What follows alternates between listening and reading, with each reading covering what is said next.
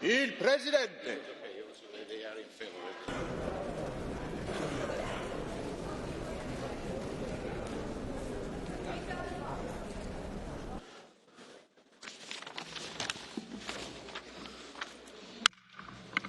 La seduta è aperta. Prima di avviare il punto all'ordine del giorno sulle dichiarazioni del Consiglio, desidero informare l'Aula che, data la situazione relativa al pacchetto mobilità, sul quale sono stati presentati 1224 emendamenti e un numero altrettanto elevato di richieste di votazione distinte per parti separate,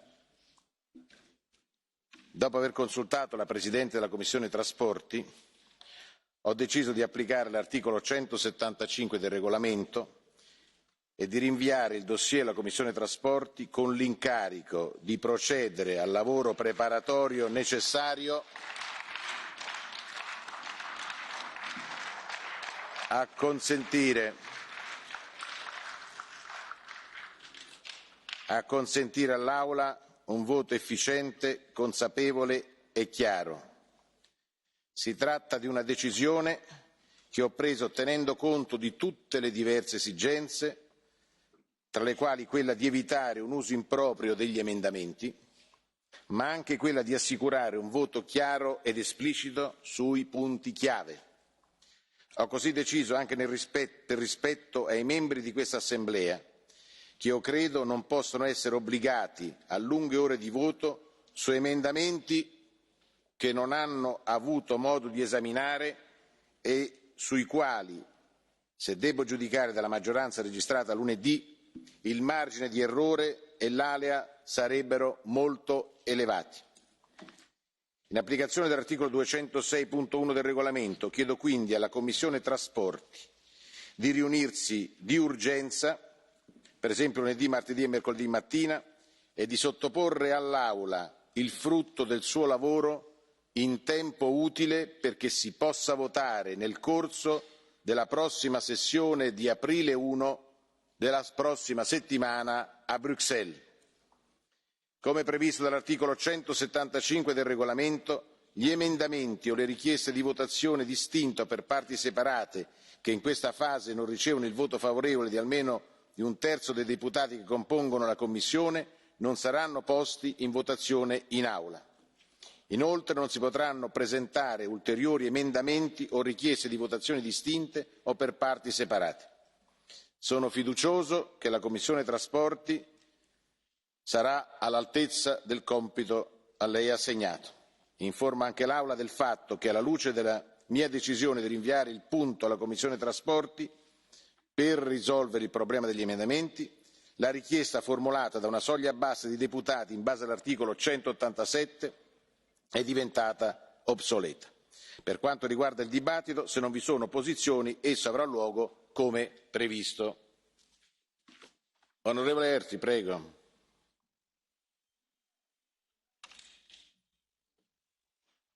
Ja, vielen Dank. Schönen guten Morgen, Herr Präsident. Das ist selbstverständlich Ihre Entscheidung. Das gilt es auch zu respektieren. Ich will nur zu bedenken geben, dass die Regel 175 auch besagt, dass im Ausschuss mit einem Drittel der Mitglieder des Ausschusses entschieden werden kann, ob die Änderungsanträge erneut ins Parlament überwiesen werden. Das wird mit Sicherheit erreicht werden, sodass wir in einer Woche vor derselben Situation stehen werden wie heute. Also das Problem wird vom Verkehrsausschuss in dieser Form, wie Sie sich das wünschen, nicht gelöst werden können. Das ist nur eine Woche verschoben, aber am Ende des Tages wird es so bleiben wie heute. Come previsto dal regolamento, gentile onorevole, mi sono consultato con la Presidente della Commissione Trasporti, che mi ha detto di essere in grado di svolgere questa attività. Kyllönen.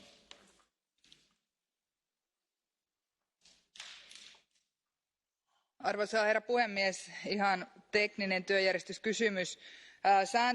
Työjärjestyksen sääntö 175 kirjaimellisesti koskettaa tekstiä, joka on pöydätty valiokunnan toimesta. Mikä on konkreettinen tilanne juridisesti, koska nämä kaksi tekstiä lähettämisen osalta eli postingin osalta ja ajo ja lepoaikojen osalta eivät ole tulleet valiokunnasta, vaan ne on tehty erillisesityksinä. Millä tavalla tämä suhteutuu tähän kyseessä olevaan sääntöön, mitä nyt käytetään?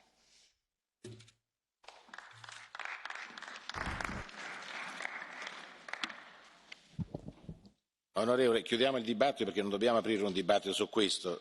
Non dobbiamo aprire un dibattito. Vi informo sulla decisione presa, come previsto dal regolamento, dopo aver ascoltato e essermi consultato con la Presidente della Commissione Trasporti. Il problema è il numero di emendamenti e il numero di richieste per voti separati. Siccome ci sono elementi che possono mettere in evidenza un'azione di filibustering, ma ci sono anche elementi che ci dicono che una parte di quegli emendamenti hanno un contenuto importante, quindi non è un'azione di filibustering, ma è una reale intenzione di intervenire sul testo. Vista la situazione complicata, onde evitare di votare 4.000 volte, meglio accettare la disponibilità della Commissione Trasporti e poi la prossima settimana, se non ci sono soluzioni, si votano tutti gli emendamenti. Io sto cercando di permettere ai deputati di votare in maniera seria. Visto quello che è successo l'altro giorno, si è deciso con una maggioranza di 2 voti. Se ci presentiamo con 3.000 voti in aula, si votano cose che nessuno sa. Quindi, come è stato impossibile, ho tentato prima un accorpamento degli emendamenti. Il gruppo ECR ha chiesto di votare tutti gli emendamenti, quindi contro l'accorpamento, e come è nel diritto, in più voti separati. Stare 6 ore qua e non sapere che cosa votare non credo che sia giusto per questa Aula. Quindi concludiamo, si fa il dibattito, la Commissione Trasporti fa il suo lavoro e vedremo la prossima sessione di aprile 1 a Bruxelles votare, e se ci sono da votare 6.000 volte si voterà 6.000 volte. Questo è chiaro che non è che posso io cambiare l'ordine del giorno. Io sto facendo un tentativo per far votare seriamente i deputati. Quindi oggi, se non ci sono opposizioni, si fa il dibattito e alla prossima sessione io sono convinto, perché la signora Dalli mi ha assicurato che potrà fare un lavoro positivo, andremo a votare il lavoro fatto dalla Commissione Trasporti. Se la Commissione Trasporti ci ripresenterà 6.000 emendamenti, voteremo 6.000 emendamenti. Questo è quello che si può fare. Chiuso il dibattito, passiamo ora alla questione del Consiglio. L'ordine del giorno reca la discussione congiunta sul pacchetto. No, scusate. La dichiarazione del Consiglio europeo e della Commissione sulle conclusioni della riunione del Consiglio europeo del 21 e del 22 marzo 2019. Mi scuso con Donald Tusk e con Jean-Claude Juncker per questo ritardo, ma come sapete il pacchetto mobilità crea molti dibattiti e molte divisioni, quindi nell'interesse comune del Consiglio e della Commissione sono stato costretto ad informare l'Aula delle mie decisioni. Donald Tusk ha la parola. Grazie. President Tajani, members of the European Parliament. The Spring European Council discussed the economic situation in Europe in light of increasing global competition. The leaders agreed that a strong economic base is key to Europe's prosperity and to our role on the world stage. Consequently, we have taken a number of initiatives. First, the European Council agreed that the single market should be further deepened and strengthened, with a particular emphasis on the digital and service economy. Unjustified barriers must be removed and new barriers must not be created. The Commission has been invited to develop, by March 2020, a long-term action plan for better implementation and enforcement of the single market rules. Second, we discussed how to address the challenges faced by European industry. Given its significance for millions of jobs in Europe, The Commission has been invited to present a vision for the EU's industrial future, including concrete measures. Third, the EU needs to further develop its digital economy, with a special focus on data and artificial intelligence. In this context, we supported a concerted approach on the security of 5G networks. Yesterday, the Commission put forward a recommendation in this area. Last but not least, trade. The European Council will continue to promote an ambitious and balanced free trade agenda that ensures a level playing field. The leaders called to resume the discussion on the public procurement instrument, as well as to pursue rapid implementation of all the elements of the US-EU joint statement of the 25th of July 2018. We also discussed our economic relations with China.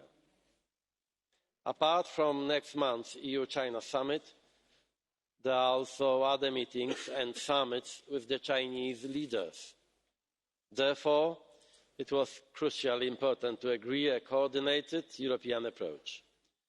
We worked out a positive stance that offers ambitious cooperation on bilateral and global issues, including trade. We both have a key economic interest in maintaining significant trade flows, which are possible thanks to the rules-based trading system. However, for this system to continue to operate, it needs to be quickly updated. For the EU, this means serious reform of the WTO that would cover industrial subsidies as a priority. We want to persuade China to address this, and I am convinced we shouldn't give up. As regards bilateral issues, we would like to finalise talks on the investment agreement already next year. We will discuss all of this with China at the upcoming summit. And of course, I can't imagine not having human rights on the agenda. I may be old-fashioned, but I still think that human rights are at least as important as trade.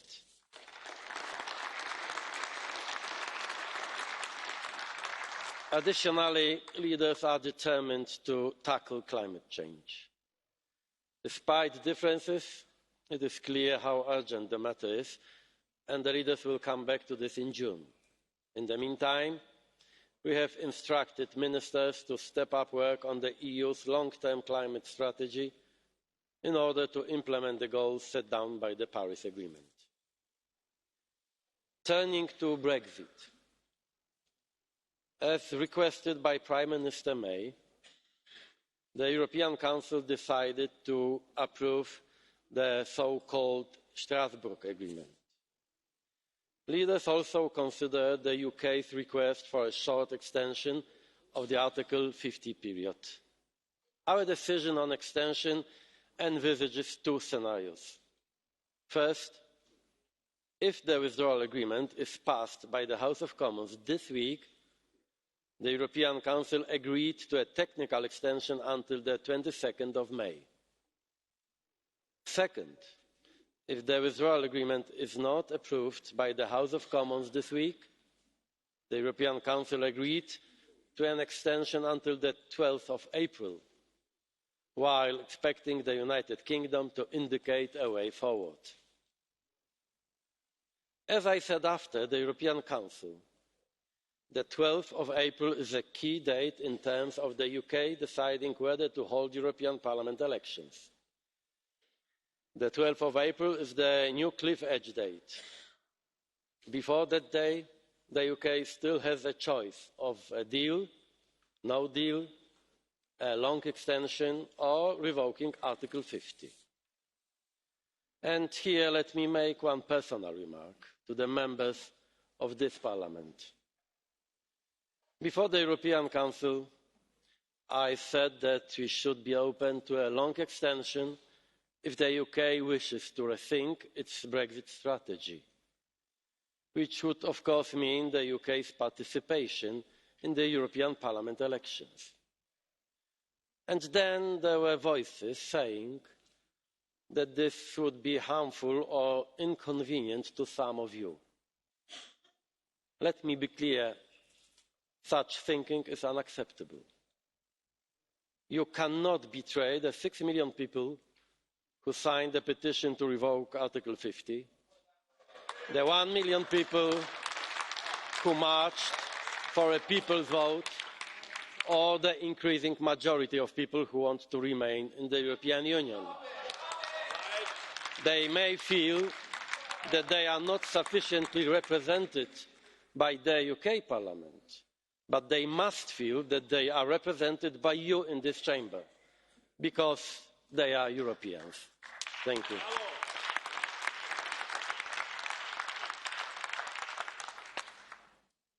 Thank you very much. Next speaker is the President of the European Commission, Jean-Claude Juncker. You have the floor. Oui, Monsieur le Président, bonjour. Bonjour, Mesdames et Messieurs les députés. Nous avons devant nous une semaine riche en événements, ce qui ne m'encourage pas à commenter les événements qui sont devant nous.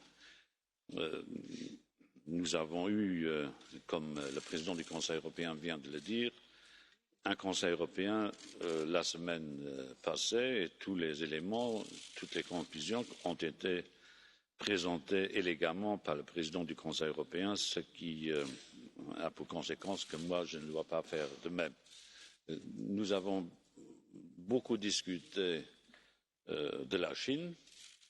Les débats sur la Chine furent moins compliqués que les débats sur la Grande-Bretagne, mais oui. Je disais à certains d'entre vous que si je comparais la Grande-Bretagne à un sphinx, le sphinx m'apparaît être un livre ouvert. Et nous allons voir en cours de semaine comment ce livre va se mettre à parler. Nous verrons le moment venu. Nous avons beaucoup discuté de la Chine. La Commission avait présenté en date du 12 mars une stratégie chinoise.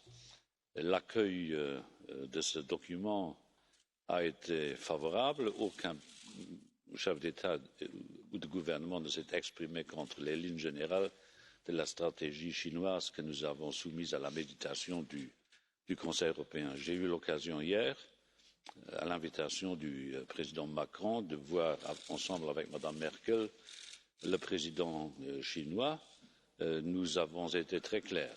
Nous voulons, à l'égard de la Chine, faire en sorte que tout le monde comprenne bien, et en Europe et en Chine, que nous sommes des partenaires stratégiques, que nous sommes des compétiteurs et que nous sommes des rivaux.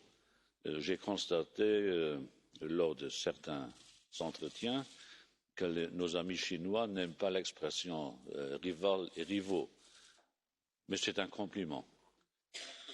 Nous sommes des rivaux et des compétiteurs et par conséquent, il s'agira de faire en sorte que l'Europe n'apparaisse pas comme une Europe offerte, mais comme une Europe ouverte, ce qui entraîne comme conséquence immédiate que nous revendiquons le droit pour les entreprises européennes de pouvoir concourir dans des conditions normales en Chine, tout comme la Chine, sans limitation aucune, peut soumettre ses propositions aux Européens. Nous respectons la Chine, mais nous voulons aussi que la Chine nous respecte et que donc il y ait une approche commerciale qui se caractérise par une réciprocité totale. Nous exigeons de notre côté que nous nous mettions rapidement d'accord sur un accord en matière d'investissement, que la Chine vienne à notre rencontre lorsqu'il s'agit de protéger les indications géographiques. Nous voudrions que le groupe de travail qui a été instauré entre la Chine et l'Union européenne pour ce qui est de la réforme de l'Organisation mondiale du commerce puisse avancer non pas à des pas de sénateur, mais avec une célérité certaine. Voilà. Sur le Brexit, je ne dirai rien parce que tout a été dit.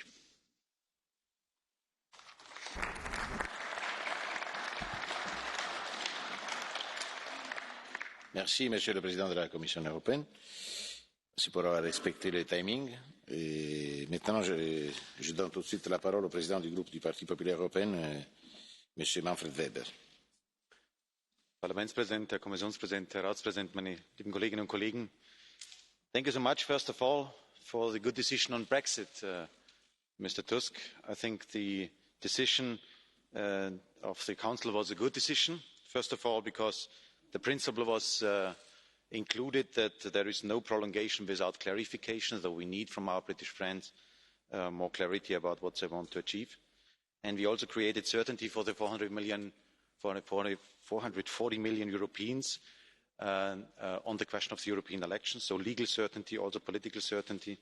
I want to pick up your general remark that those who are fighting for a second referendum, those who are fighting for staying inside of the European Union, we are on their side. We want to have their success. We wish them all the best. But for the moment, we have still the situation that Great Britain wants to leave the European Union. That's the legal situation at the moment. And having this in mind, I think it's also important to explain to our citizens why a country who is leaving the European Union should have a major say in the future of the European Union. So that is also one of the questions on the table which we have to answer to our citizens. That's why I think what the Council decided to ask for clarity and no prolongation without clarification was a good step. And we wish now our friends in the House of Commons good luck. So hopefully they can manage it in a better way than the government did it in the last month. The options are on the table. The options are clearly described, and they have to choose now. And let's see. The second thing is about economy. And there I want to share with you that we as EPP fully support the principles about strengthening our economy, invest in single market, invest in trade, invest in innovation, no doubt about this. And the priority is the Chinese question, which is on the table in the ongoing discussions and the preparation of the summit. And I'm really grateful that we all share the same basic starting point, and that means that the cooperation with China must be based on principles, on values, on what we believe in. There is a competition going on the political systems, on the way how we think a society, how we organise a society, what are the basic values of a society, and that's why that must always be the start for our dialogue with China. The second thing we as EPP believe in is a pragmatic approach on climate change. China is still committed to the Paris Agreement, so they are on our side. On the free trade principle, China is a partner for us, that they are committed to free trade. So that's why we share a pragmatic approach towards the Chinese relationship. But the third point is also important, that we shouldn't be naive, and that means to protect our industry, to protect our key industry, to define and to protect our key industry in the European Union. And we also think, as EPP, that we have to rethink our competition law in today's European Union for establishing for the future a kind of European champions. To adapt the global dimension of competition in our legislation is also a key issue. Ich möchte, Präsidenten, eine letzte Frage noch ansprechen, nämlich die Frage der Grundrechte in der Europäischen Union. Herr Präsident, sehr geehrter Herr Tusk, wir haben seit einigen Monaten jetzt die Artikel 7 Fragen mit Polen und Ungarn auf dem Tisch liegen, vom Parlament, von der Kommission angestoßen. Und bisher gab es keine Gelegenheit, im Rat über diese Vorgänge zu reden. Ich bedauere das sehr, dass da bisher keine Gelegenheit war. In meiner Partei, das haben Sie vielleicht, oder haben viele mitbekommen, hatten wir sehr intensive Debatten über diese Frage. Wir haben entschieden, Fidesz, die ungarische Regierungspartei, zu suspendieren, ja alle Mitgliedsrechte in der EVP zu entziehen und damit das Signal zu setzen, dass es nicht unser Weg ist, der in Ungarn gegangen wird. Wir haben auch den Artikel 7 hier im Parlament als EVP mehrheitlich unterstützt. Und deswegen hätte ich schon die Bitte, dass endlich mal auch im Rat über diese Fragen gesprochen wird, dass es endlich mal thematisiert wird.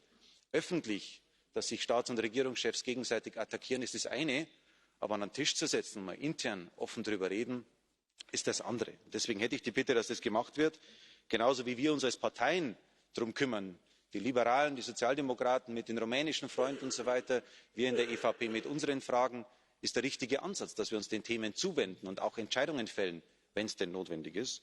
Und ich würde mir wünschen, dass wir darüber hinaus auch einen weiteren Schritt gehen. Wir erleben beim Artikel 7, dass er eben nicht wirkmächtig ist, dass er nicht zu schnellen Ergebnissen führt, was wir uns alle wünschen. Und deswegen würde ich mir wünschen, dass wir jetzt den nächsten Schritt gehen, nämlich einen verbindlichen Rule-of-Law-Mechanismus der Europäischen Union installieren, so wie es dieses Haus bereits vorgeschlagen hat. Viele Kollegen haben daran gearbeitet, dass wir einen verbindlichen Mechanismus aufbauen, der Unabhängigkeit bei der Bewertung sicherstellt, der sicherstellt, dass regelmäßig, vielleicht jährlicher Bericht vorgelegt wird und der sicherstellt, dass nicht nur mittelosteuropäische Staaten geprüft werden, sondern die gesamte Europäische Union bei den Grundrechten in den Fokus genommen wird. Wir brauchen dann ein quasi automatisches Verfahren, dass die Abweichungen dem EuGH vorgelegt werden. Und ich würde auch für diesen Mechanismus vorschlagen, dass zukünftig klargestellt wird, dass er sanktionsbewehrt ist. Sprich, die Fonds auch dafür verwendet werden, um die Rechte Europas durchzusetzen. Wir können mit China nur überzeugend in den Wettbewerb der Systeme treten, in einen überzeugenden Wettbewerb der Grundrechte treten, wenn wir das im Inneren der Europäischen Union mit Leben erfüllen und Sie diese Werte in die Zukunft führen. Und deswegen, Herr Ratspräsident, sehr geehrter Herr Tusk, ich hätte die Bitte, dieses Thema jetzt endlich mal auf die Tagesordnung des Europäischen Rates zu nehmen, dass über die Fälle, die wir in Europa haben, auch dort gesprochen wird.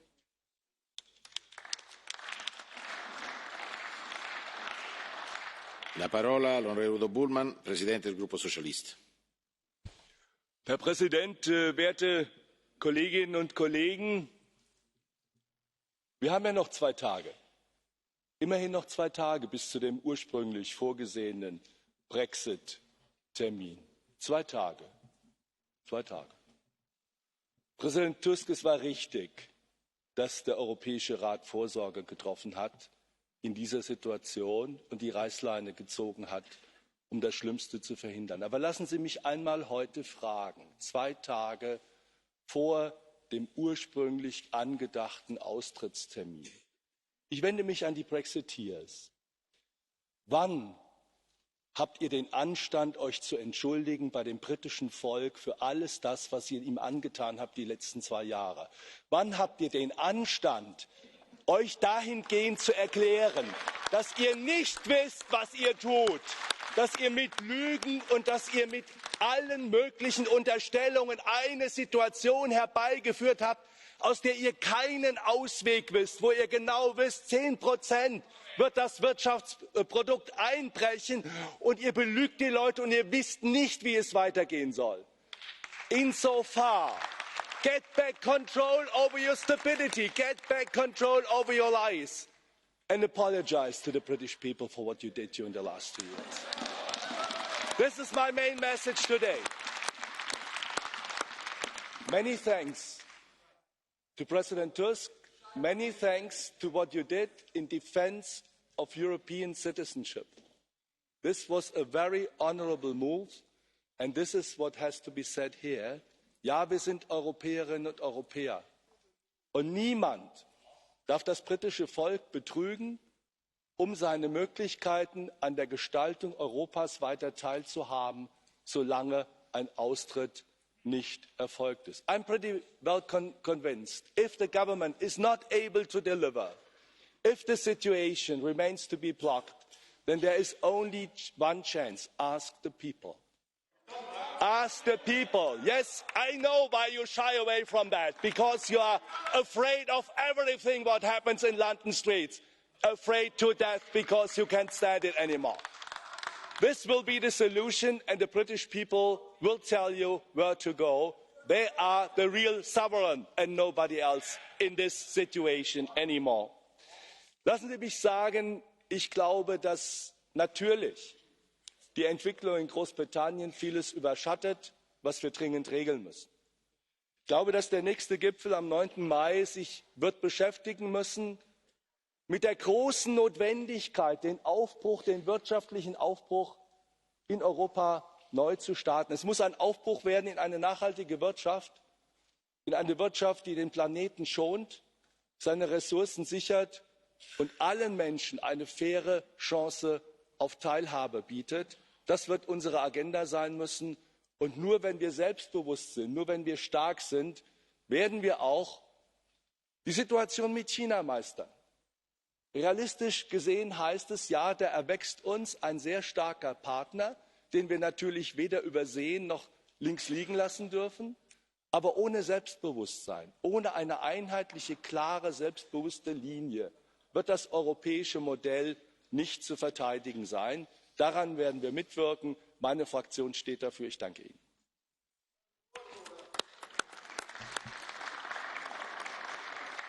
La parola ora al presidente del gruppo dei conservatori riformisti, l'onorevole Legutko. Mr. President, ladies and gentlemen, honourable members, as always, there is good news and there is bad news. The good news is that the Council has managed to set out a clear timetable and that was accepted by the United Kingdom, and hopefully the solution will be found within the timetable. But let us leave Britain to the Brits. My concern is the European Union. The bad news is that the EU still seems to continue pursuing the same policy of deterrence, which, roughly speaking, consists of two elements. First, to punish the United Kingdom by a no deal, so that no one in the future would dare to follow their footsteps. And secondly, to humiliate the United Kingdom by inducing them to undo the Brexit by organising, for instance, another referendum. Well, and they're using the argument that it was a very small majority that decided about the Brexit. Well, if that had been the other way round, if the Remainers have won by the same small majority, their verdict would be considered here in this chamber as absolutely irrevocable and binding for eternity.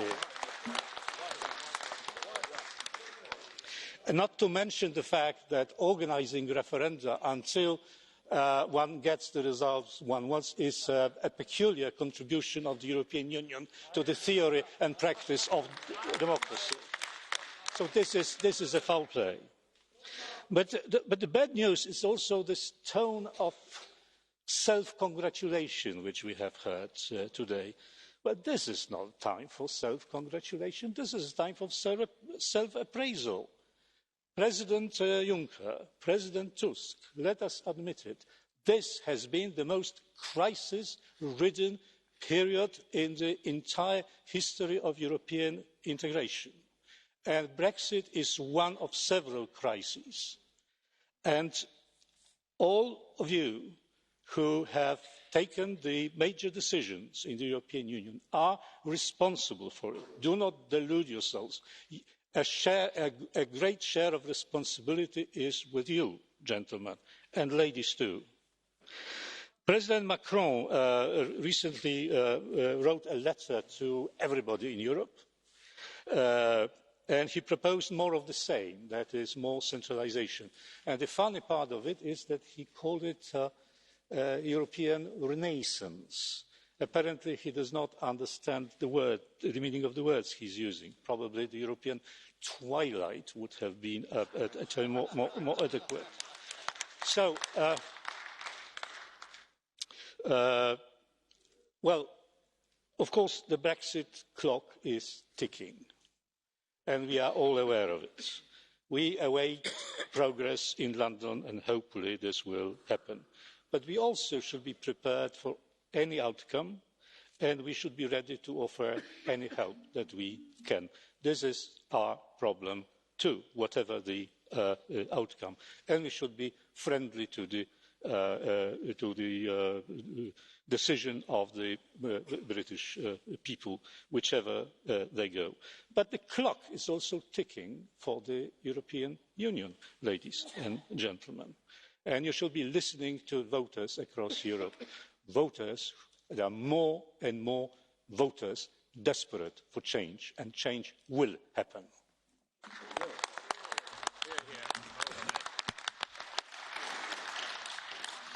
Grazie. La parola al presidente del gruppo liberale, Guy Verhofstadt. First of all, I want to say to Mr. Legutko that there is absolutely wrong what he is saying, that there is a sense of humiliation or punishment from the side of the European Union towards Britain. We have far too much respect for a great nation as Britain to do that. You know what the problem is? The problem of humiliation and punishment is because of the mess in the Tory party. There is the humiliation of the British people. Sitting in your group, they are not even there. They are not even there. The only who is there is Mr. Farage. It's a surprise for me because I thought that he was marching somewhere in Britain. And he is here. A 200 miles march. How many miles you have done? 2 miles, you think? Something like that? Yeah, think so. You remind me more and more, I don't know if you know him, Field Marshal Hay in Blackadder. You know Field Marshal Hay in Blackadder? He was also sitting in the First World War in his office in London, and you're sitting here in Strasburg, where your own people are marching to the rain and in the cold. That is the way you are taking your responsibility. Okay, but I want to recall the words of Winston Churchill, who said, if I may quote him, "Success is the ability to go from one failure to another with no loss of enthusiasm." I think that is a quote of Winston Churchill was absolutely applicable today to British politics, the House of Commons and the Prime Minister May. Because this afternoon, dear colleagues, in the House of Commons, if the Speaker allows it, because that's their system, there will no less than 16 options on the table for a Brexit. So there is certainly no loss of enthusiasm, as in the quote of Winston Churchill.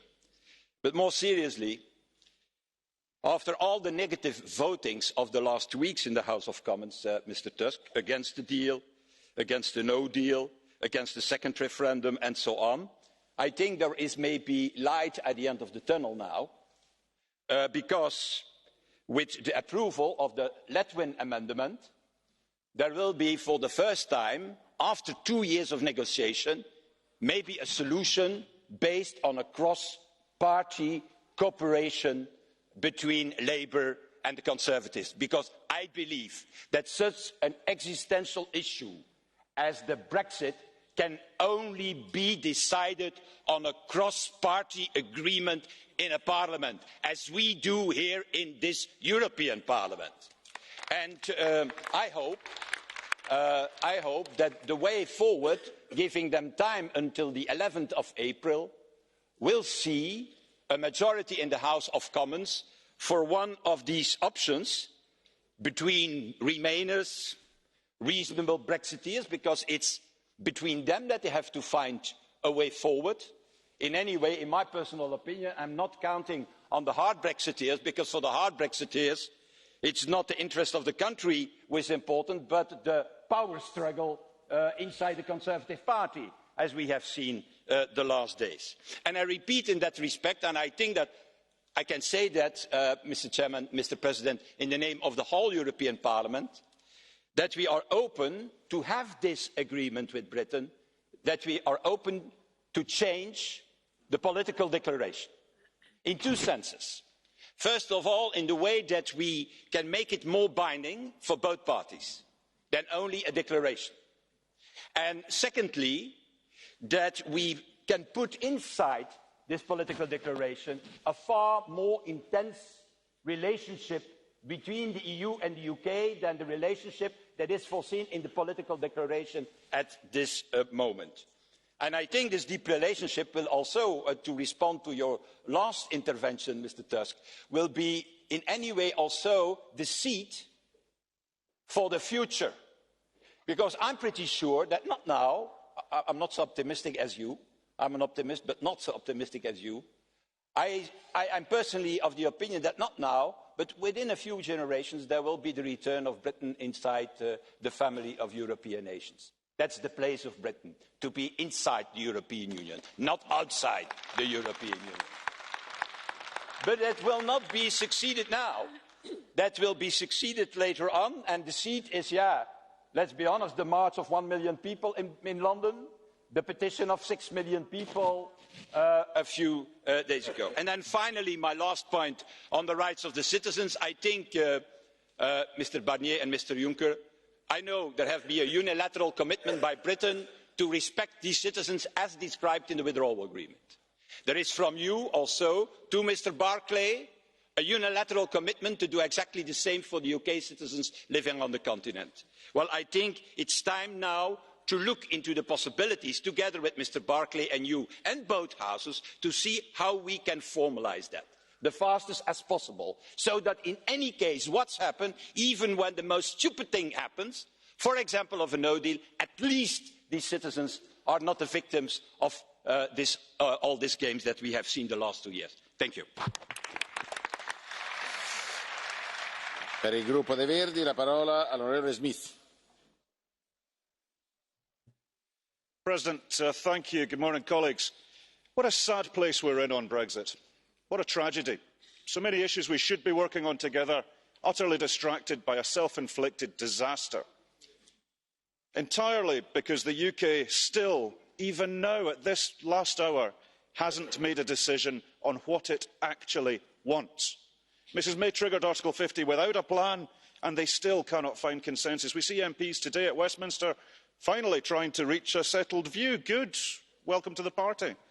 In the Scottish Parliament, we're debating revoking Article 50, because from a Scottish perspective, and every single party in Scotland except the Conservatives are united around the view that the best Brexit is no Brexit.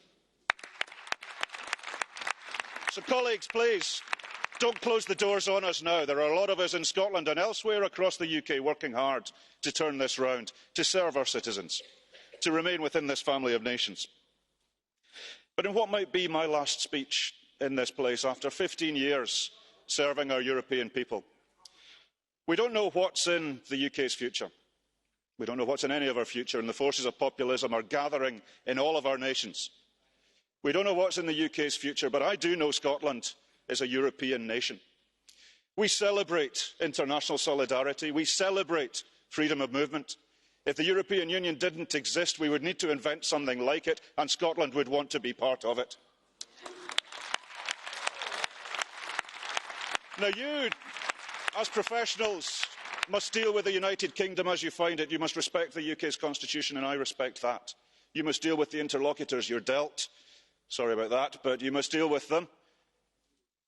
But when Scotland, if we are removed from our family of nations against our will, against our clearly democratically expressed view, if we are removed against our will, independence will be our only route back.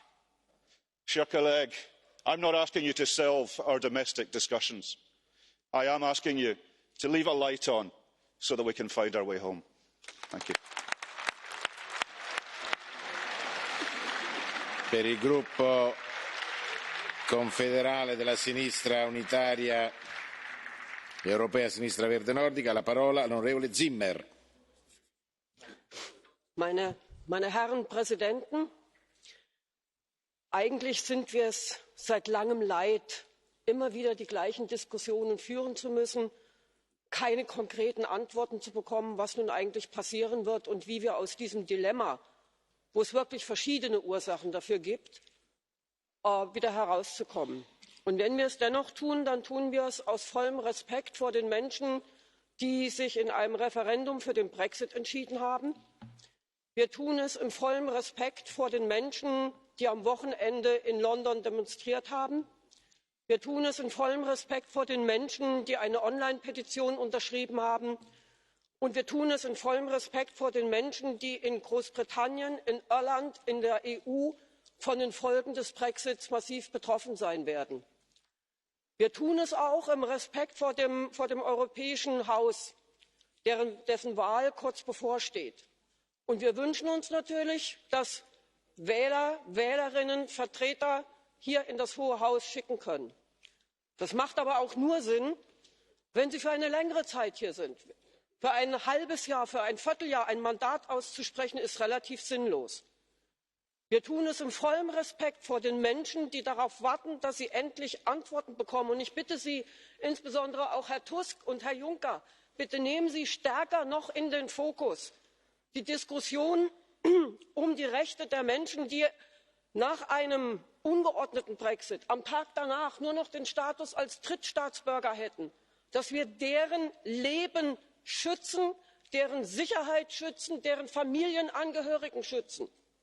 Und ich sage Ihnen auch, wir müssen gemeinsam im Respekt auch noch mal, und ich betone das bewusst, vor den Menschen in Irland, in der Republik und im Norden Irlands handeln. Und wenn es keine Lösung gibt zwischen einem Austritt aus der Zollunion, einem Austritt aus dem Binnenmarkt, der Verteidigung des Good Friday Agreements in all seinen Teilen, der Vermeidung einer harten Grenze, dann sage ich auch, dann gehört es zu unserem Respekt, den wir gegenüber den Menschen in Irland entgegenbringen müssen, dass wir, wenn sie es fordern sollten, dass sie ein Referendum über die Einheit ihrer Insel vorbereiten, dass wir sie dann auch unterstützen. Vielen Dank. Per il gruppo della Libertà e della Democrazia Diretta, la parola all'onorevole Farage. I would have thought, as a former Belgian Prime Minister, you would know that it was Field Marshal Haig in 1914 who saved the Belgian town of Ypres from German domination, who then went on in 1918 to lead Britain in its greatest ever military feat, defeating Imperial Germany on the Western Front. Far from mocking Haig, as a Belgian, he should be a great hero to you. But never mind, maybe that sums up your anti-Britishness. Sticking with Belgium, I thought what happened at the summit last week was a national humiliation, an impasse, because we have in Mrs May a Prime Minister who hasn't got the courage, who hasn't got the vision to carry out her many repeated promises, namely to take us out of the European Union this Friday, March the 29th. It is not happening, and we're witnessing a slow motion betrayal, perhaps the greatest betrayal of any democratic vote in the history of our nation. And the reason, of course, is this withdrawal treaty. And I'll go back to the First World War. We won the war, but we had the Treaty of Versailles, and this treaty is the modern day equivalent.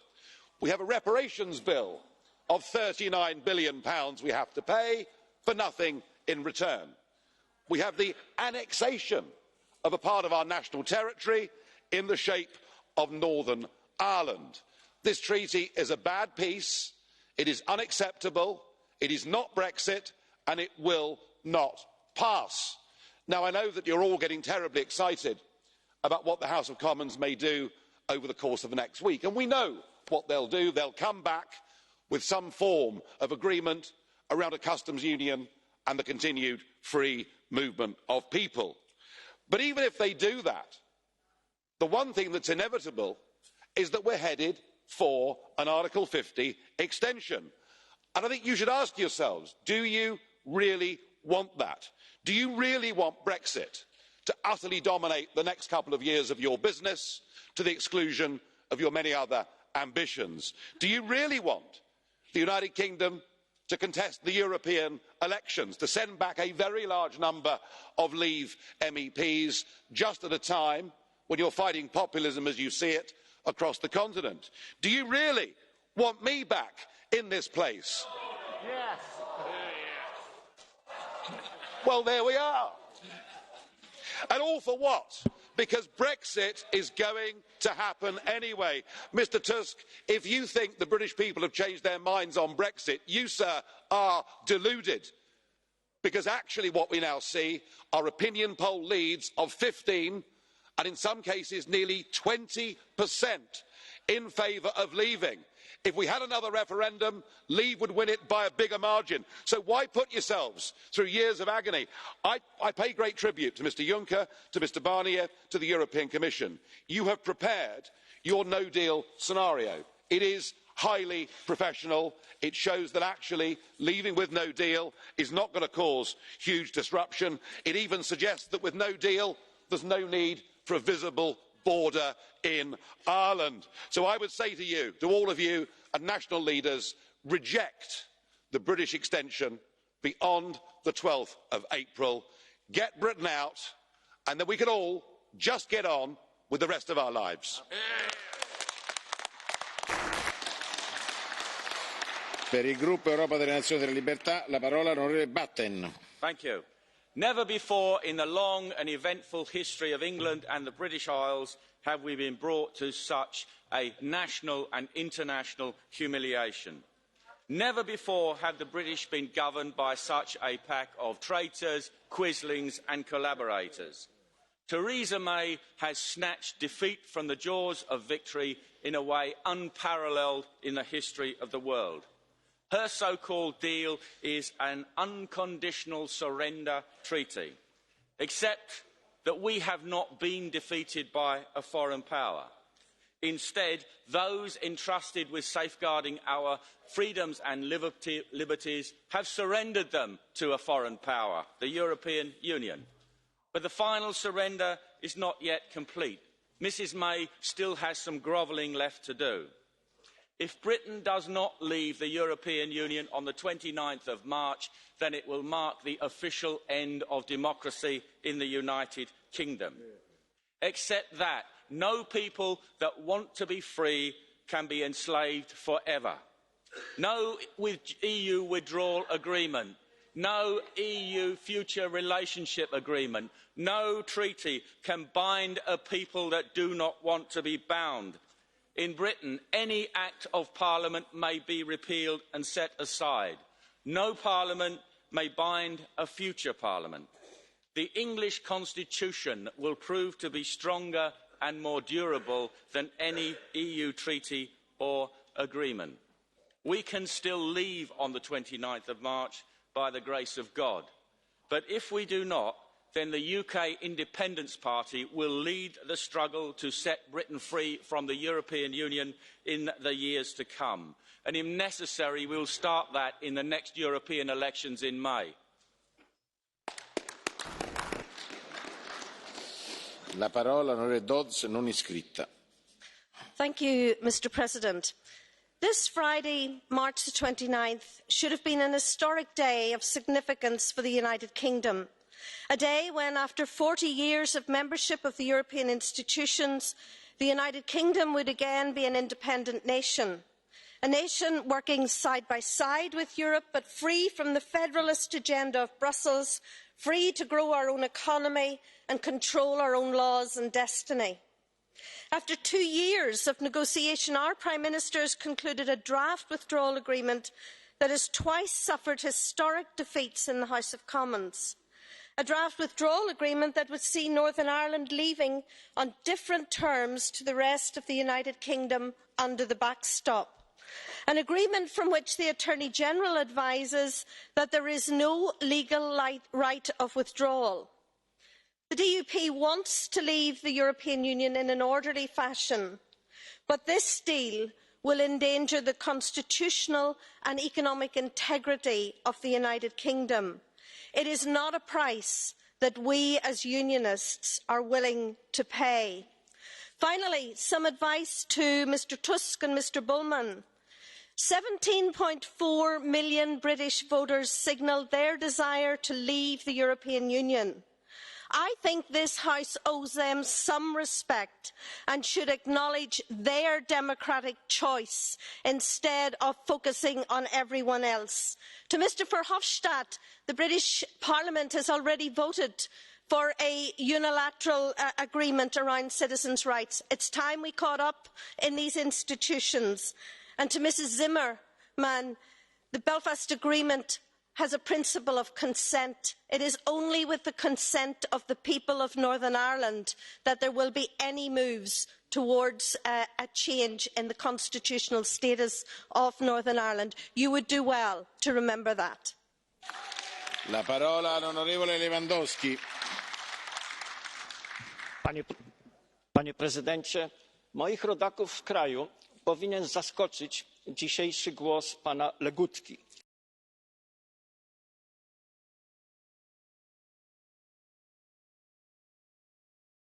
Polską uparcie zaprzecza, jakoby chciało polexitu, na razie próbując wyprowadzić Unię Europejską z Polski, co się nie uda. Lekcja brexitu powinna być zapamiętana również w Polsce, w każdym zakątku Europy. Na razie jedynym owocem brexitu pozytywnym są masowe demonstracje na rzecz Europy na Wyspach oraz milczenie tych, których typowano jeszcze w roku 2016 jako potencjalnych naśladowców brexitu. Ale przede wszystkim Brexit Story uczy o tym, jakie są skutki politycznej nieodpowiedzialności. kiedy stawia się własne społeczeństwo wobec egzystencjalnego wyboru i nie umie się udźwignąć następstw tego wyboru dokonanego przez własne społeczeństwo. Dziękuję.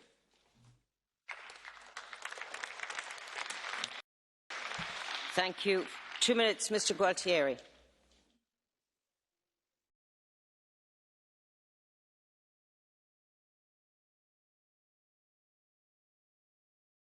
From the date when Brexit was supposed to happen, and we still do not know when, how, and even if Brexit will happen. This says a lot about the way the UK government conducted the process. However, it also says a lot about the lies and fantasies the Brexiteers sold before the referendum. These have now come crashing down against the reality and trade-offs that leaving the EU was always going to entail. These realities are all too clear to the million UK citizens who took to the streets of London this weekend demanding a people's vote and a better future for their country. What is also clear is the solution to this deadlock is in London, not here in Strasbourg nor in Brussels. Monday's vote in the House of Commons gave a glimmer of hope for a way out of this incredible deadlock. The UK Parliament decided to step in and take back control of the Brexit process. We now need to see what they do with this control. We have always said that the political declaration can be reviewed to pave the way for a closer relationship between the EU and the UK. We can do this quickly, and this is not only possible, but is something we would welcome. On the contrary, if the House of Commons does not provide a clear cross-party majority for a customs union or the single market, nor adopts the current deal, then serious choices must be made. If the UK decides to ask for a long extension, of course this cannot be to renegotiate the withdrawal agreement, which is closed and will not be reopened. But if the UK asks for a longer extension to rethink Brexit, to work for a closer relationship, or to provide for election or a referendum, then of course we will support it. President Tusk, our group has always been clear on this, because we have the sense of historical proportions. Guy, you said you want them back, but not now. We have always respected the referendum, but if the UK does not leave, we shall celebrate, and we will never do anything to prevent this possibility to happen now.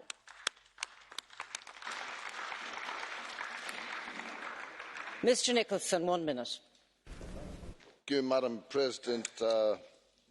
I said at the beginning of this that it would go down to the wire and beyond. I have not been disappointed.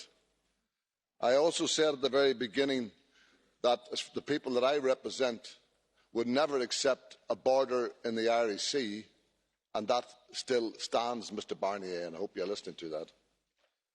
And I also have to say to those, the backstop and would unravel the fabric of the Belfast Agreement, an international agreement which many in this place champion, but wilfully forget the principle of consent within that agreement.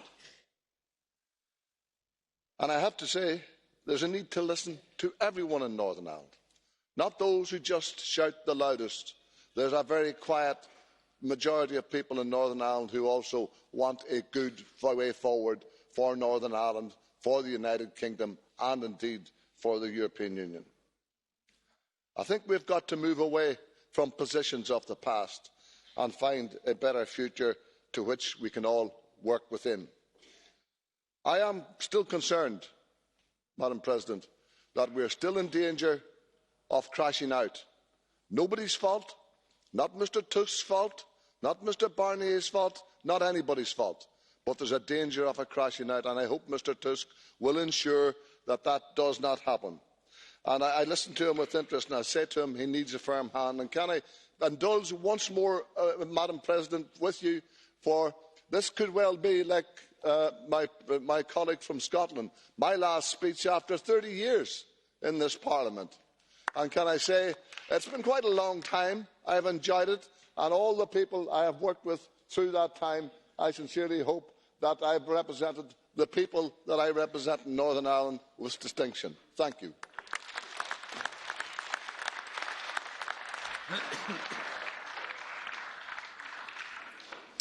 Mr Nicholson, how thoughtless of me not to respect you as one of the senior members of this House. And can I say on my own behalf, and I hope on behalf of most in the Chamber, I will miss you if you go. But if is the word I underline. Let us move on. Madam Scott Cato, for 1 minute, please. Thank you very much, President. At the weekend, the Prime Minister again attempted to stitch up a vote for her Brexit deal. At her Grace and Favour Chequers home, she negotiated with a dozen white men who represent a minority of her own party. We can guess what she said to them. The massive London March for a People's Vote and the record-breaking petition to revoke Article 50 show that the mood of the country has swung strongly against Brexit. Vote for her deal now, or Brexit might be lost. They might also have to fight European elections, a terrifying prospect for the Tories, as just like a second referendum, it would provide a democratic opportunity for people to express their views and show their rejection of the Brexit project. The Tories are running scared of the will of the people. But we will not be silenced. Across our country, the resistance to Brexit is growing. We look to Parliament to send the decision back to us, confident in the knowledge that we have the strongest pro-European movement in our continent and that the country will vote convincingly to stay in the EU.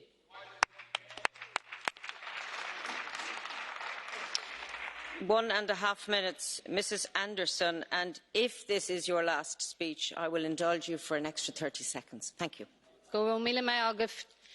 Irish Republicans take no pleasure in stating, "We told you so." Before the referendum was even called, we were in London telling the British government the damage that Brexit would do to our island. We were right.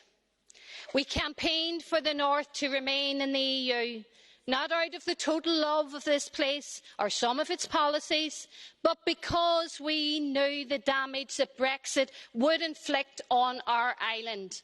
We were right. And more importantly, the majority of the people of the north of Ireland agreed with us. At the start of the negotiation process, we warned all involved of British negotiation tactics. And I have to say, I'll let you all judge how right we were. Their ignorance and their arrogance, fuelled by the Democratic Unionist Party, has brought us to the abyss on which we currently stand. Brexit has been described as a never-ending series of question marks, yet one question provides us with a very simple answer for Ireland and possibly for the EU from this utter mess and total shambles. The Good Friday Agreement, endorsed by many in here, contains the solution.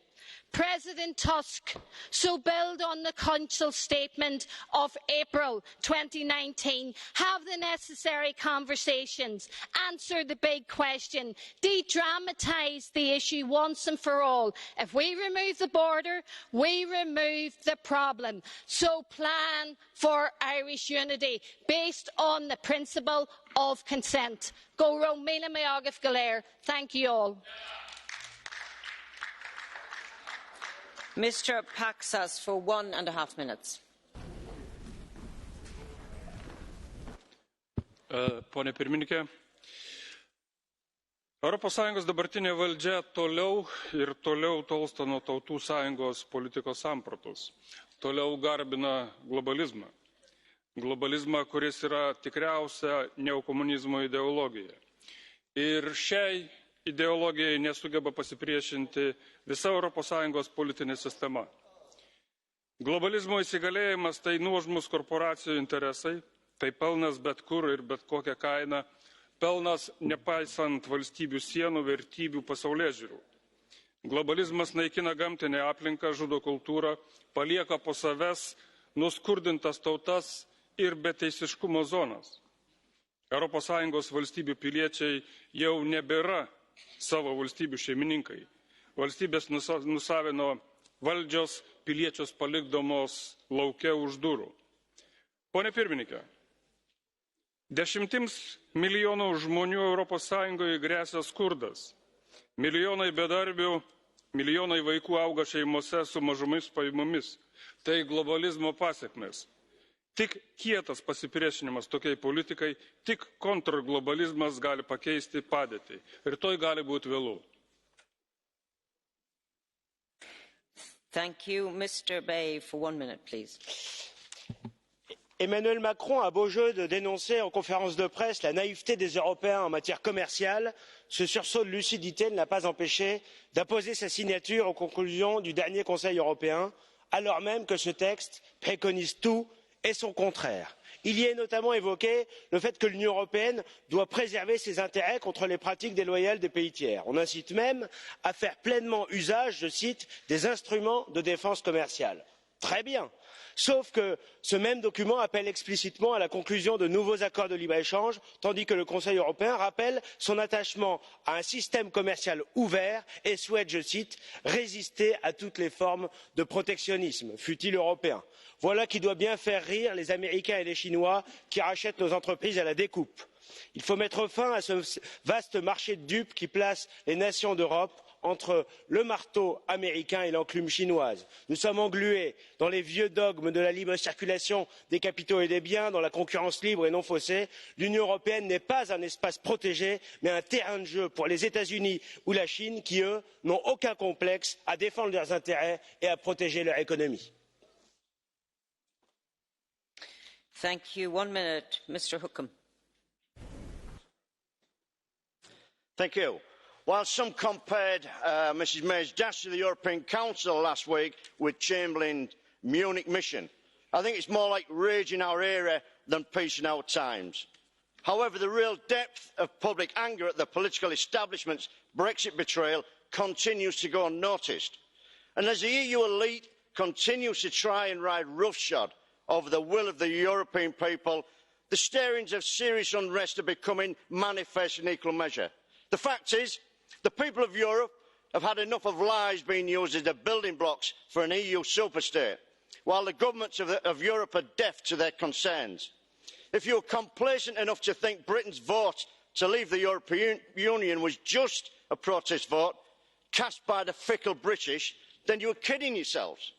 Brexit was the starting gun for a new European political era. And as Paris burns, the Dutch people scream for change at the polls, and this Parliament braces for a Eurosceptic invasion. The superstate dream is shattered. Madame Grossetête, 1 minute.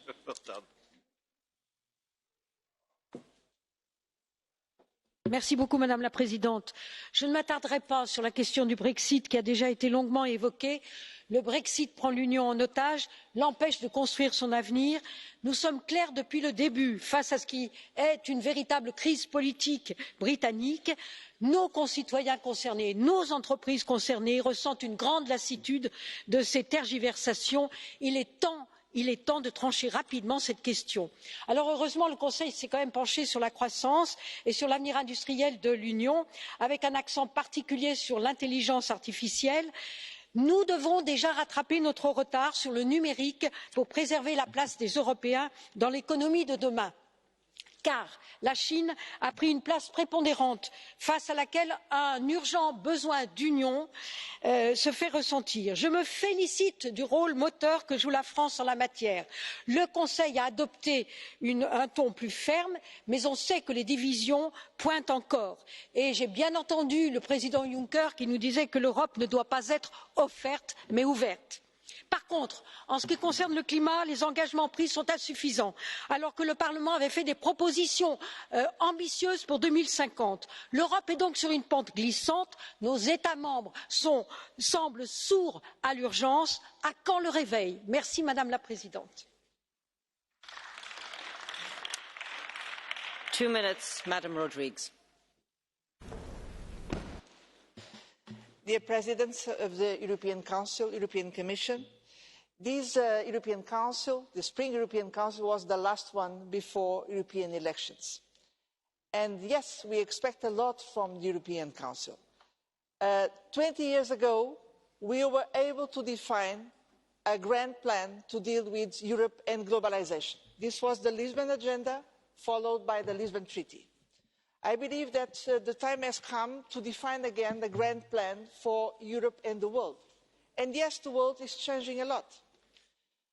When it comes to China, it's very important to say what we just said, that yes, we want to have a strategic partnership with China, but working in the two ways and respecting our values. We also know that fighting against climate change and promoting sustainable development goals will become an absolute priority for the next agenda. And most of all, if we speak about European sovereignty, we know that we Europeans, we need to master the current digital revolution. Yes, we need to promote the European way to drive the digital revolution. And this should be said to our Chinese partners in the next upcoming summit. A European way of digital revolution means protecting privacy, our security, our freedom. This also means to use digital tools not to undermine democracy, but to enrich democracy. This means that digital innovation should be at the heart of promoting new services and new products to meet human needs, citizens' needs. And most of all, we need to make sure this will be translated into more and better jobs, and we can update our social protection systems to protect citizens all over this big transformation. I'm pretty confident that for Europeans, knowledge, culture, our creativity is by far the main asset. And this should inspire the kind of artificial intelligence we must be developed. So we need to invent this new phase of the future. There is a lot of life beyond this deathly path of Brexit. Thank you. 1 minute, Madam Pizzotto. L'Europa degli immigrati e delle tasse, l'Europa di Juncker, della Merkel, di Macron è il capolinea. Il 26 maggio gli italiani manderanno a casa lei, Presidente Juncker, e i commissari come la Vestager, che hanno rovinato i risparmiatori italiani. Noi, con il nostro leader Matteo Salvini, siamo pronti a cambiare da cima a fondo questa Europa, schiava delle banche e delle lobby di potere. Noi vogliamo costruire una nuova Europa, un'Europa diversa, un'Europa che difende i confini, che ferma l'immigrazione clandestina, che tutela il Made in Italy e i nostri lavoratori. Cari Juncker e burocrati europei, in questi anni avete combinato disastri e avete umiliato il popolo italiano ed i popoli europei. E gli italiani, con grande orgoglio, finalmente, tra poche settimane, vi manderanno a casa.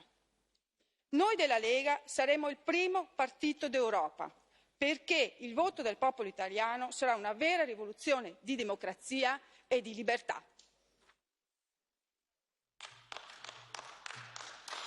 Mr. Ujazdowski, for 1 minute.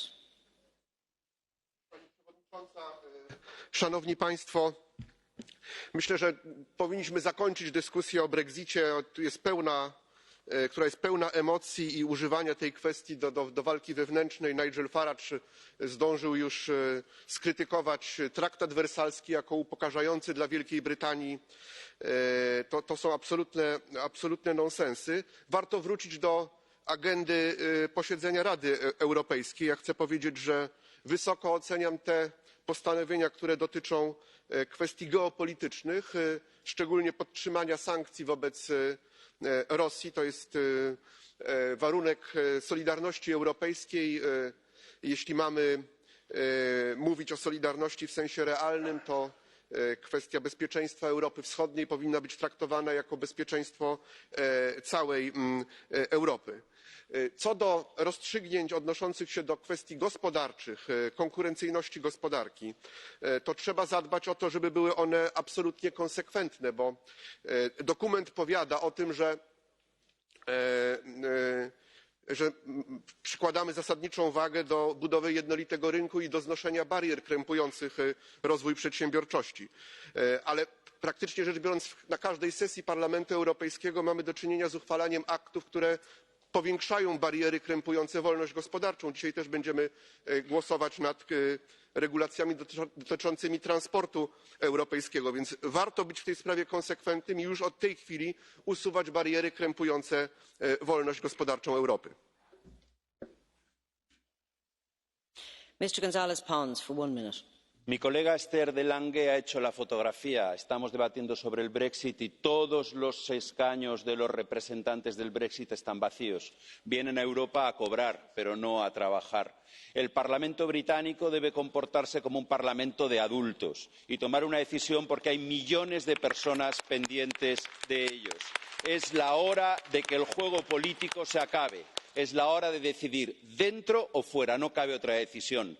Y si no existe la posibilidad de que Reino Unido se quede y si ni siquiera se van a plantear quedarse en el futuro, no podemos volver a celebrar elecciones europeas en Reino Unido. Si es solo para seguir negociando, nosotros no hemos tenido aquí diputados de Canadá cuando hemos negociado un acuerdo con Canadá, ni diputados de Japón cuando hemos negociado un acuerdo con Japón. Por lo tanto, no podemos tener diputados británicos solo para negociar un acuerdo con los británicos, salvo que también haya diputados españoles, franceses, neerlandeses o alemanes en el Parlamento británico. No se puede estar en los dos lados de la negociación. No nos jugamos el presente, nos jugamos las futuras generaciones.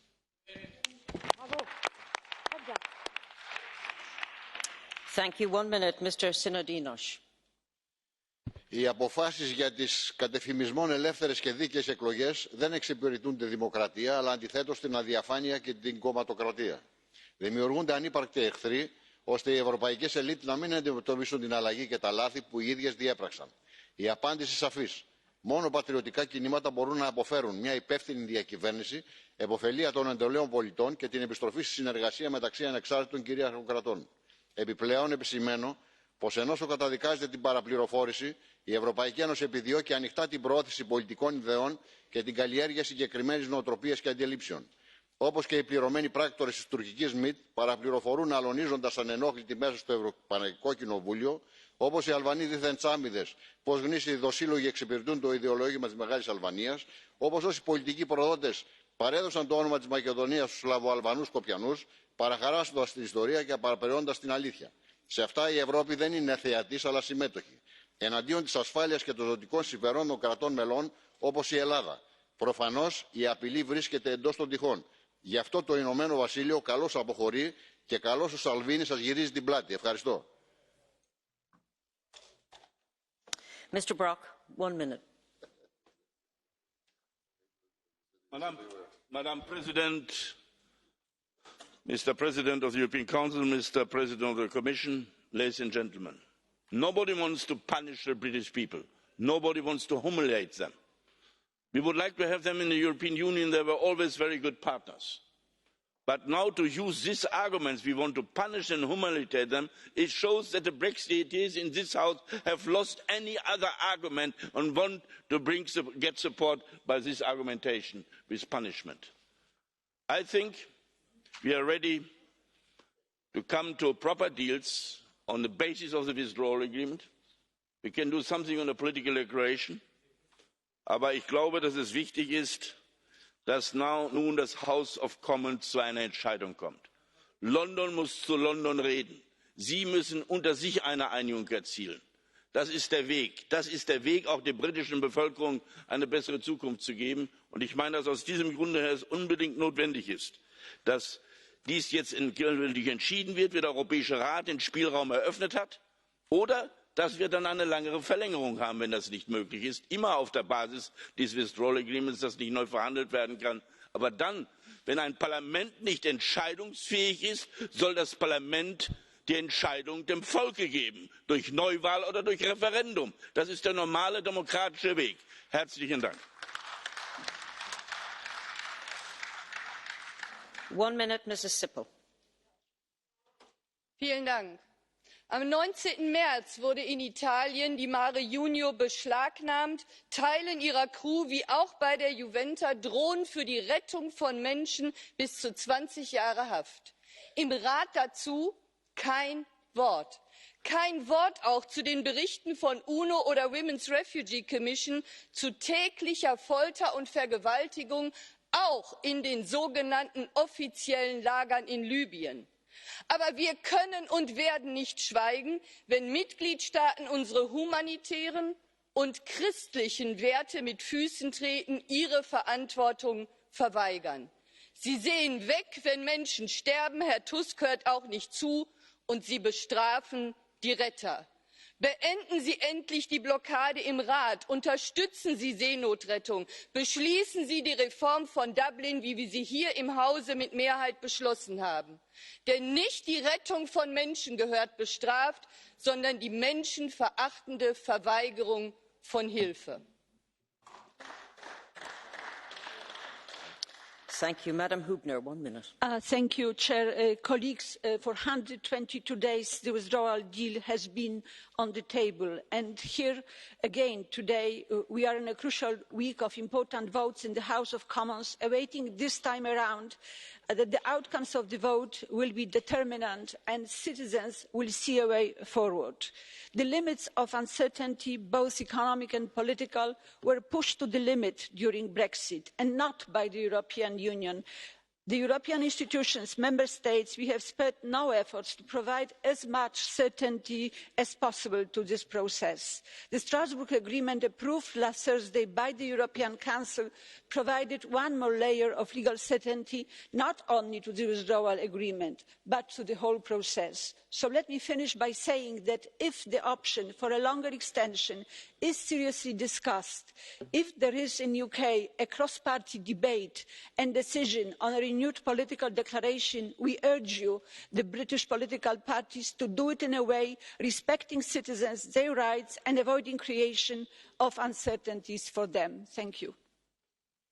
Thank you. Mr. Leinen, 1 minute. Der europäische Gipfel hat sich zu Recht nicht nur mit Brexit beschäftigt, und man merkt auch dieser Debatte an, wie viel Zeit und wie viel Energie dieses Thema wegnimmt von anderen wichtigen Themen auf der Agenda, nämlich dem Klimaschutz und dem Umgang mit der Weltmacht China. Beides gehört zusammen. China ist ein Partner im Klimaschutz, aber China ist auch ein Wettbewerber für Klimaschutztechnologien. China hat eine klare Strategie für den Ausbau von neuen Technologien. Sie sind Führer bei Solarzellen, bei Autobatterien. Und da frage ich mich, wo ist die Europäische Union? Haben wir eine Strategie für Klimatechnologien? Haben wir eine Industriepolitik in diesem Bereich für Speichertechnologien, Herstellung eigener Autobatterien, für neue Technologien für die Grundstoffindustrie, zur Erzeugung von Stahl, von Zement, auch von Basischemie? Das haben wir alles nicht, und das müssen wir erarbeiten. Und China, wir werden den Gipfel haben, ist ein Partner, aber es ist auch ein echter Systemwettbewerber. Und die 10 Punkte sind echte Markierungspunkte für einen neuen Umgang. Wir müssen uns auch schützen, ohne protektionistisch zu sein. Vielen Dank.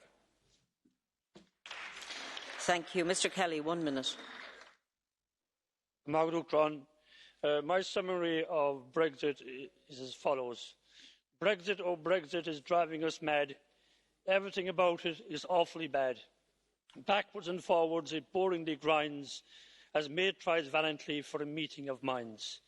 And hopefully that meeting of minds can be achieved this week in the House of Commons. And above all, in doing so, they may take cognizance of the 1 million people who marched in London last weekend.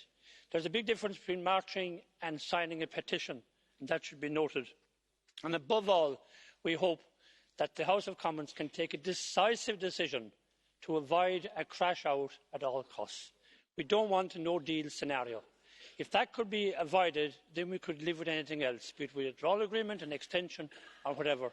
But if they do not come to that decision, the confusion will remain and everybody will continue to be worried.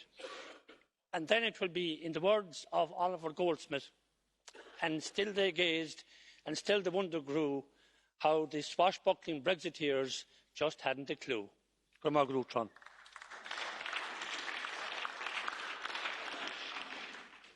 Mr Farage finds that amusing, which is charming. Thank you, Sean. Mr Dance, 1 minute, please.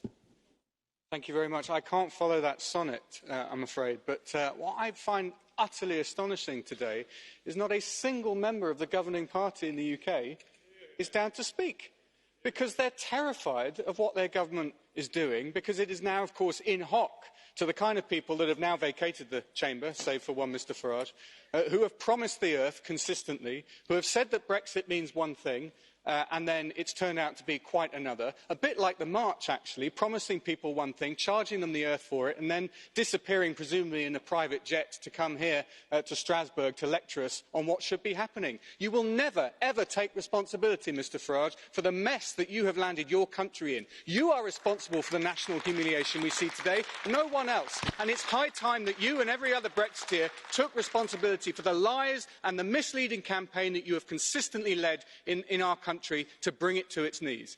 What I say to you, Mr Tusk, thank you for your message of solidarity. It is very well heard and very well received. There is a mass pro-European movement in Britain, and we are not going anywhere.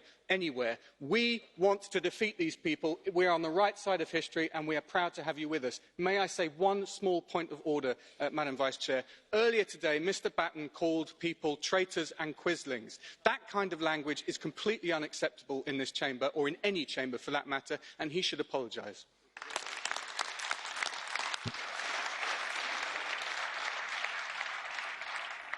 And the House supports you. Mr Rangel, 1 minute, please. Presidente Tusk, caro chefe das negociações, Michel Barnier, o primeiro ponto que eu queria deixar claro para todo o Parlamento Britânico hoje, não é preciso dizê-lo ao Sr. Farage, porque ele já o sabe, é que toda a União Europeia está aqui de boa fé e de boa vontade relativamente ao povo britânico e aos negociadores britânicos. O segundo ponto que queria deixar aqui e que tem que ficar claro é que a questão do Brexit não é apenas uma questão de definição de uma negociação e de direitos. Não é apenas um plano a dizer que direitos têm os cidadãos britânicos e que direitos têm os cidadãos europeus, cada um no território do Reino Unido ou da União Europeia. É também o apoio no terreno às empresas e aos cidadãos. E isso está a falhar neste momento. E está a falhar porque, como nós estamos a deixar derrapar os prazos, a incerteza e a instabilidade de cidadãos e de empresas é enorme. Eu estive com a comunidade britânica no Algarve, com os empresários portugueses do turismo. O presidente do meu partido esteve com as comunidades portuguesas no Reino Unido e devo dizer que, independentemente das nossas discussões que aqui temos sobre o quadro, o enquadramento e os tratados, neste momento há centenas de milhares, se não milhões de pessoas a sofrer com a incerteza e a instabilidade em que nós estamos a lançar as vidas das empresas e dos cidadãos. Mr. Silva Pereira, for 1 minute. Obrigado, Presidente. O Conselho decidiu bem sobre o adiamento do Brexit. Uma extensão curta do artigo 50 só é aceitável até 22 de maio e se o acordo de divórcio com o Reino Unido for aprovado na Câmara dos Comuns esta semana. Se isso não acontecer, o Reino Unido tem no máximo até 12 de abril para clarificar de uma vez por todas o que pretende fazer. E há uma boa razão para isso. É que a União Europeia não pode aceitar que a imensa atrapalhada do Brexit contamine as eleições europeias e provoque uma guerra jurídica e uma crise de legitimidade em torno do Parlamento Europeu que vai ser eleito.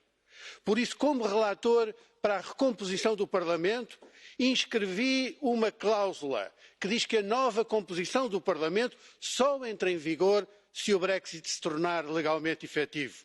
É isso que devemos usar agora. Se o acordo não for aprovado e o cenário do no deal for afastado, como espero, a única extensão do artigo 50 aceitável, como disse o Presidente Tusk, é uma extensão longa que permita aos cidadãos britânicos participar nas eleições e dê tempo ao Reino Unido para definir uma nova estratégia para o seu futuro. Thank you. The last speaker on my list, But by no means least is Mr Ashworth, and I will afford you extra time because I hope this is not your last speech. But if it is, you have extra time. Well, I look forward to having extra time next time then, President. Thank you. President Tusk, on behalf of 1 million people on the streets in London, on behalf of 6 million people who have signed the petition, and on behalf of 63% of the British population who did not vote for Brexit, I want to say thank you. I want to say thank you to this House for the support you're showing. And I want to reassure you that Nigel Farage does not speak on behalf of that 63% of the population. May I add as a comment to the European people that for over 25 years now, no British Prime Minister ever explained to the British people what Europe did, what are the benefits, and why it matters.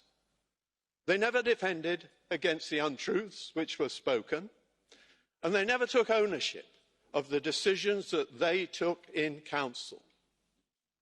And because of that, the British press ran a 20-year campaign based on populist mistruths, lies and deceit.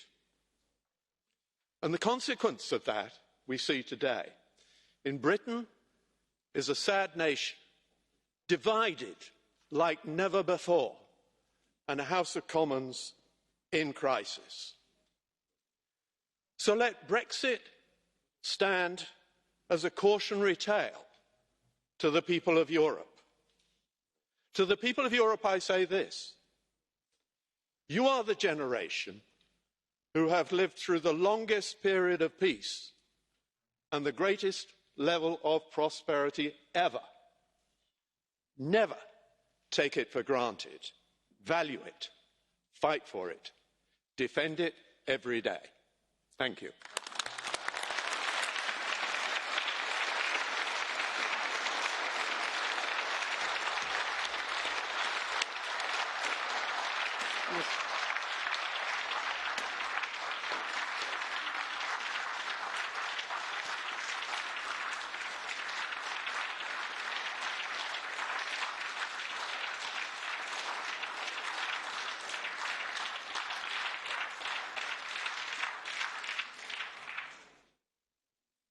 Thank you, Mr Ashworth. My decision was the right one, to allow you to speak.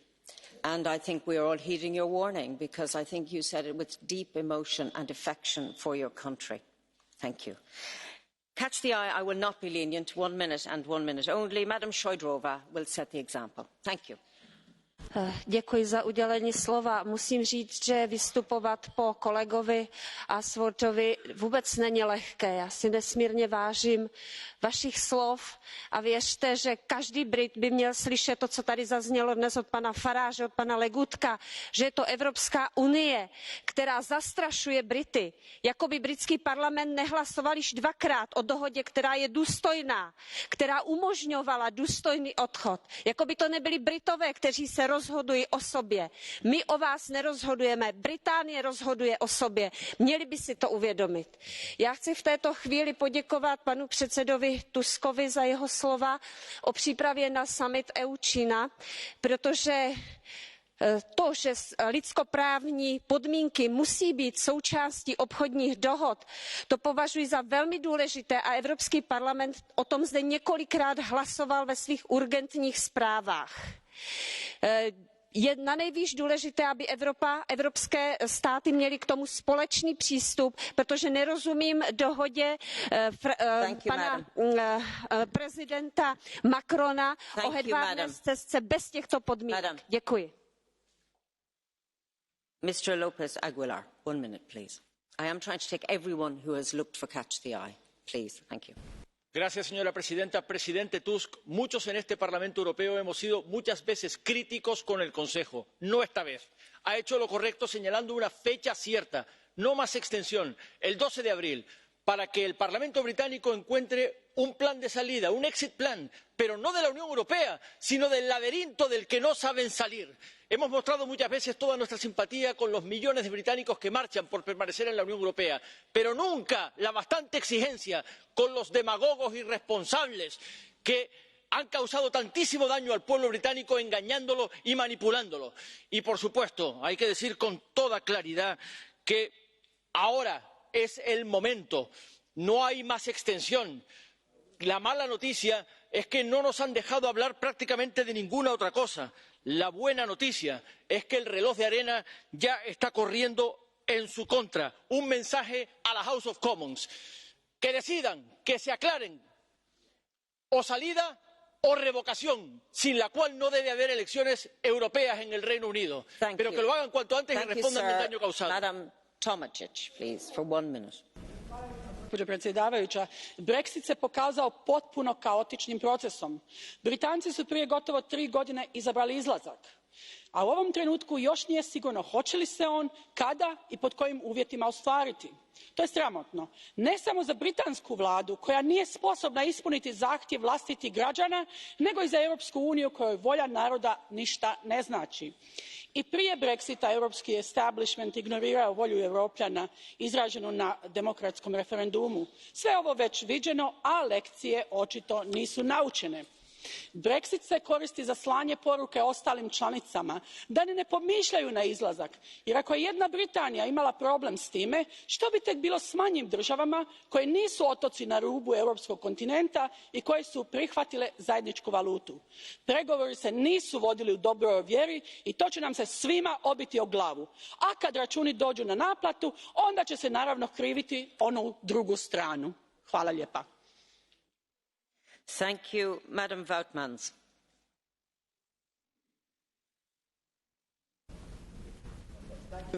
Mevrouw de voorzitter, ik denk dat we hier een heel goed debat hebben gehad over de raad en de brexit, and I want to tell something to Mr Farage. I really wanted to tell it to you already a long time.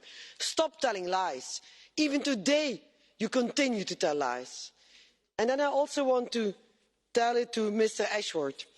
I think you gave the right message. I think we have to fight for Europe. I think we have to renew Europe. I think that's the lesson we all have to take here in the European Parliament, and that's what I really want that all of us do, campaigning for elections in May, fight for Europe, protect Europe, and know what Europe does for us. Thank you very much.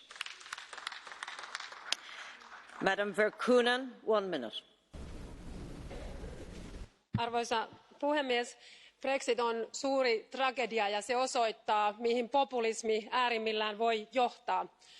Nyt on niin, että Britannian poliittinen umpisolmu se alkaa vaikeuttaa jo koko Euroopan unionin toimintaa ja meidän kannaltamme on äärimmäisen tärkeää, että siellä parlamentti kykenisi nyt löytämään yhdessä hallituksen kanssa jonkinlaisen ratkaisun ja ulospääsyn, koska epävarmuus tässä on kaikkein vaikein tilanne. Tietyllä tavalla Brexit myös on konkretisoinut sen, mistä Euroopan unionissa on kyse. Liian usein ihmiset ehkä olettavat tänä päivänä, että meillä on mahdollisuus asua, matkustaa, työskennellä, vapaasti liikkua Euroopan unionissa ja että yrityksillä on mahdollisuus viedä ja tuoda palveluitaan ja tuotteitaan. Mutta tämä kaikkihan perustuu meidän yhteisiin lainsäädäntöihin ja sopimuksiin. Ja silloin kun jäsenmaa eroaa, kaikki raukeaa. Se on monella tavalla nyt tullut konkreettiseksi kaikille Euroopan unionin kansalaisille. On tärkeää, että varaudumme Euroopan unionin puolella kaikkiin vaihtoehtoihin, mutta myös meidän on tuettava sitä prosessia, että Britanniassa päästäisiin nyt kestävään ratkaisuun. Ja näyttää siltä, että uusi kansanäänestys olisi se kaikkein realistisin tapa päästä tässä asiassa eteenpäin. Mr. Caputo, 1 minute. Grazie Presidente. Io non parlerò di Brexit ma di clima. L'appello di Greta e di milioni di giovani in protesta in tutto il mondo per il loro futuro è stato accolto pienamente da questa plenaria ma ampiamente disatteso dal Consiglio europeo. Certo è stata riconosciuta la necessità di intensificare gli sforzi globali per affrontare i cambiamenti climatici ma al di là dei proclami nei fatti il vertice europeo non è riuscito a definire una linea chiara sul sostegno alla decarbonizzazione entro il 2050. Obiettivo che non viene nemmeno menzionato ma solo subordinato alla competitività industriale e a quell'oscura specificità degli stati membri che nasconde in realtà la prerogativa sovrana di ciascun paese di scegliere il proprio mix energetico e dunque in certi casi di preservare il ruolo del carbone e delle fonti fossili più inquinanti nell'economia. Secondo alcune ipotesi scientifiche l'uomo si è già estinto 6 volte sulla terra e non è difficile crederlo. La casa sta bruciando ma continuiamo a pensare che il problema sia di qualcun altro. Grazie.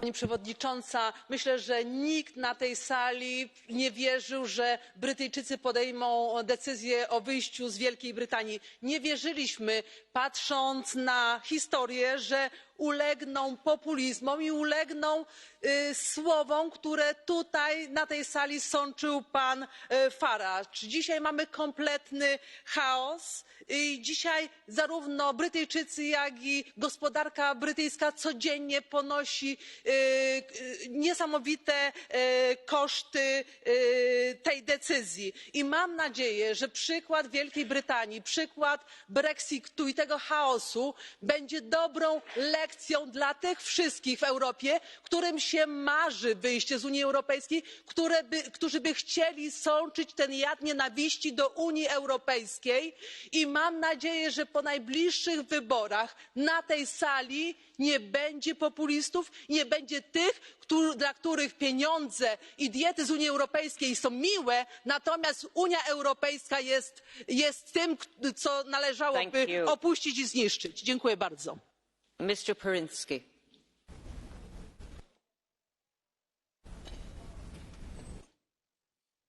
Madam President. At the beginning of this session, President Tusk highlighted an initial text in the conclusions of the Council, namely, a strong economic base is of key importance for Europe's prosperity and competitiveness. And he pointed out, Mr. President, that the Commission is invited to present by the end of 2019 a long-term vision for the EU's industrial future, with concrete measures to implement it. Now, Mr. President, I appeal to you, and through you to, again, President Tusk, who for the moment has left, but I see he's coming back, and to Vice President Katainen. Think carefully what this wording means. By the end of 2019, the Commission shall be presenting a long-term vision. This cannot be a technocratic exercise, Mr. President. This should take into consideration the deindustrialization of Central and Eastern Europe over the past decades. If we want to have a balanced industrial future, it has to take into consideration this central challenge for industry, jobs and growth. At the beginning of this meeting, Mr. President, you had to tackle the issue of mobility. Now, this is an example of services from Eastern Europe being driven out of the market by using legitimate social and labour concerns. This is something which should be avoided at all costs, and I do invite you to personally pursue and oversee how this industrial future paper will be transmitted from one parliament to the other, from one commission to the other, because this is key to the future of Europe. Thank you, President, for giving me these several seconds more. Onorevole Starbatti.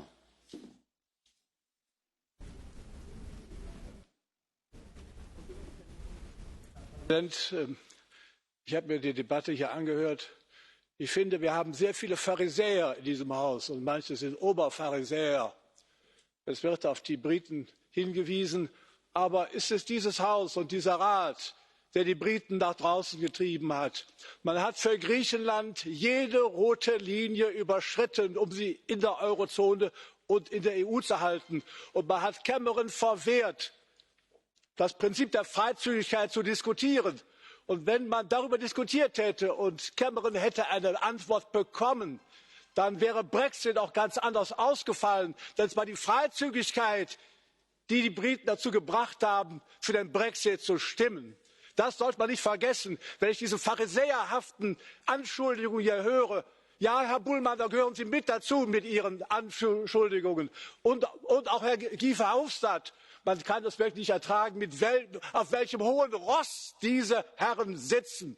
Und das Problem in Großbritannien ist ja, dass sie wählen müssen zwischen einer Mitgliedschaft zweiter Klasse oder dem Aufbrechen des Nordirland-Konflikts. Das ist ja das Problem. Wenn Sie das Nordirland-Problem nicht hätten, dann ginge es.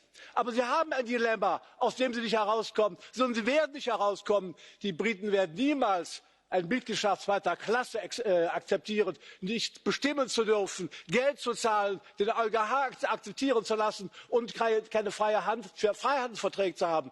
Deswegen ist es richtig, und wir sollten Sie dabei unterstützen, dass noch mal ein Referendum zustande kommt. Und dann sollte dieses Hohe Haus und auch der Rat sagen, ihr Briten, wir gehen auf eure Bedingungen ein. Wir diskutieren das Prinzip. Herr Präsident, Sie haben jemanden 2 Minuten reden lassen. Und jetzt ja, Moment. Ich lasse mich einen letzten Satz sagen. Wir müssen den Briten sagen, dass sie willkommen sind. Wir müssen den Briten sagen, dass sie ein Recht haben, ihre Verhältnisse, die sie wirklich betreffen, so zu regeln, dass sie zufrieden sind. Dann kommen sie zurück. Onorevole Epitideios.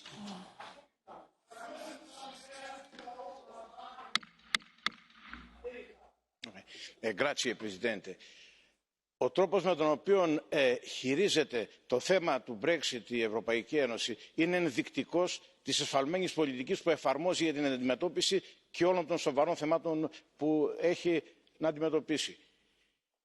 Αντί να αναλογίσει και να προσπαθήσει να διορθώσει τα λάθη τα οποία διέπραξαν και υποχρέωσαν το βρετανικό λαό να επιδιώξει την έξοδό του από την Ευρωπαϊκή Ένωση, επιθυμεί να τιμωρήσει και να εξευτελίσει το βρετανικό λαό. Με το ίδιο πνεύμα, με την ίδια φιλοσοφία, επιδιώκει να τιμωρήσει την Ουγγαρία, την Πολωνία με εφαρμογή των διατάξεων του άρθρου 7 εναντίον τους, το κόμμα Φιντές του κυρίου Όρμπαν και επίσης με αυτό το πνεύμα επί 9 συνεχή χρόνια τιμωρεί την Ελλάδα και τον ελληνικό λαό, τον οποίο έχει εξαθλιώσει με τα συνεχή μνημόνια που του έχει επιβάλει και δεν επιθυμεί να μειώσει το επαχθές χρέος το οποίο έχει υποστεί ο ελληνικός λαός. Τιμωρία λοιπόν και μόνο τιμωρία. Αυτή είναι η φιλοσοφία της Ευρωπαϊκής Ενώσεως. Και γι' αυτό ακριβώς το λόγο, μετά από 2 μήνες, θα εμφανιστεί σε αυτό το Ευρωκοινοβούλιο η αρχαία θεά της τιμωρίας, η νέμεσης, υπό την παρουσία πολλών πατριωτικών κομμάτων στον χώρο αυτό. Ευχαριστώ. Σας ευχαριστώ κύριε Πρόεδρε. Όπως ξέρετε και από τη μητέρα σας, οι αρχαίοι Έλληνες έλεγαν «ουδέν κακόν, αμιγές καλού». Τι συμβαίνει λοιπόν με το χάος που πάει να δημιουργηθεί από το Brexit?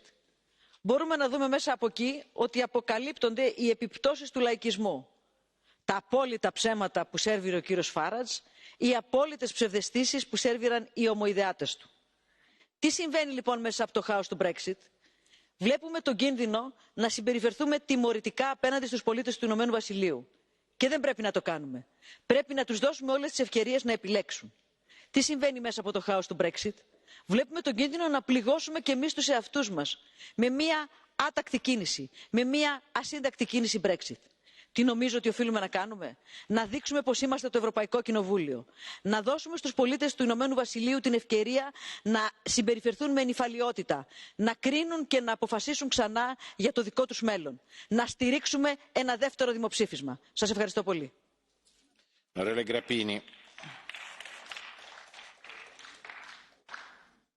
Grappini.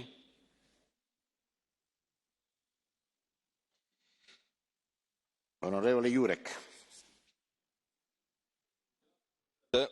Pan przewodniczący Weber mówił tutaj, że skoro artykuł 7 Traktatu o Unii Europejskiej nie działa tak, nie przynosi tych efektów, których życzyłyby sobie dominujące państwa, dominujące siły polityczne w Unii, to należy obejść ten artykuł.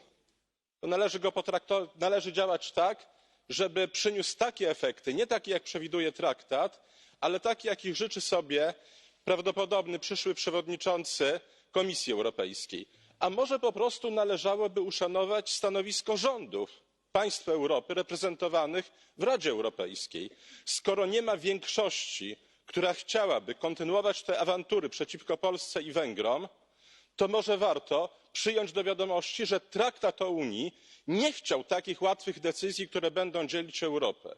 Jeżeli dla pana przewodniczącego Webera nie liczą się rządy prawa, jeżeli się nie liczy pluralizm stanowiska wszystkich państw Unii Europejskiej, jeżeli nie liczą się najbardziej elementarne prawa mniejszości, to znaczy prawa opozycji, tych, którzy mają mniejszościowe stanowisko, to może jedność Europy przynajmniej się dla niego będzie liczyć i to, żeby naprawdę nie pogłębiać już podziałów, których jest naprawdę zbyt wiele. Dziękuję bardzo. La parola ora al negoziatore dell'Unione Europea, Michel Barnier. Merci, Monsieur le Président.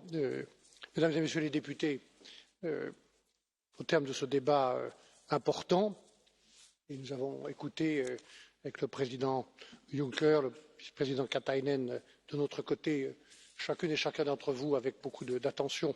Je me permets de dire quelques mots en vous remerciant, Monsieur le Président. Jeudi, à l'invitation du président Donald Tusk, que je remercie personnellement, j'ai une fois de plus pris part et assisté au débat du Conseil européen dont il est question ce matin. Et je peux témoigner une fois encore sur cette négociation extraordinaire liée au Brexit, de la gravité et de la responsabilité qui est celle de chacune et de chacun des dirigeants européens autour de cette table et de la manière grave, responsable, objective avec laquelle ils décident et ils travaillent sur cette négociation. Voilà maintenant près de 2 ans que la mission m'a été confiée par le président Juncker, le président Tusk, avec la confiance du Parlement, de conduire cette négociation. Depuis 2 ans, mesdames et messieurs, depuis 2 ans, je veux le dire aujourd'hui, j'ai, comme vous, et ça a été le principal point de vigilance du Parlement, considéré que la question de la sécurité des droits des citoyens devait être notre priorité, comme l'ont dit tour à tour naturellement Guy Verhofstadt, Manfred Weber, M. Gualtieri, M. Bullmann ou Gabi Zimmer tout à l'heure, d'autres encore. Et cette priorité sur les droits des citoyens, 4,5 millions de personnes, 3,5 millions de citoyens européens qui vivent et travaillent au Royaume-Uni et qui participent, Monsieur Farage, à l'économie de votre pays, 1,5 million de citoyens britanniques qui vivent et travaillent dans l'un ou l'autre de nos pays, cette sécurité des droits des citoyens, comme l'a dit le président Tusk, restera en toute hypothèse, dans l'espoir d'un accord que nous attendons, mais aussi dans l'hypothèse que nous ne souhaitons pas, mais à laquelle nous nous préparons, d'un no deal, restera, Monsieur Verhofstadt, la priorité. Et nous trouverons le moyen de garantir les droits de ces citoyens. Depuis 2 ans, nous travaillons et je travaille avec le même respect pour le Royaume-Uni. J'ai pour votre pays, mesdames et messieurs, de l'admiration. Je l'ai souvent dit ici, pour son histoire, pour sa culture, pour un certain nombre d'hommes et de femmes qui l'ont dirigé dans l'histoire, et aussi, sans jamais oublier la solidarité qui a été la vôtre dans les heures les plus graves au XXe siècle avec nous. Et donc, c'est avec ce respect que nous travaillons. Et dans ce mot de respect, Monsieur Farage, je mets évidemment le respect de la décision souveraine des citoyens britanniques, enfin d'une majorité de citoyens britanniques. Et nous respectons cette décision, même si nous la regrettons, et nous la mettons en œuvre patiemment, rigoureusement, consciencieusement, méthodiquement depuis 2 ans. C'est ce que nous faisons. Monsieur Farage, personne à Bruxelles n'est en train de vouloir voler le Brexit et de vouloir détourner le vote du peuple britannique. Mais ce n'est pas à Bruxelles que nous faisons le choix de quitter l'Union européenne. C'est vous qui faites ce choix et c'est vous qui devez prendre vos responsabilités et faire face aux conséquences de ces décisions. Personne d'autre. Donc depuis 2 ans, nous mettons en œuvre avec ce respect la décision et je veux dire à M. Legutko qui n'est pas là pour m'écouter qu'à aucun moment depuis 2 ans, à aucun moment, à aucune seconde, il n'y a eu dans notre attitude et dans mon attitude la moindre trace de volonté d'humiliation ou de revanche sur le Royaume-Uni. Bien au contraire.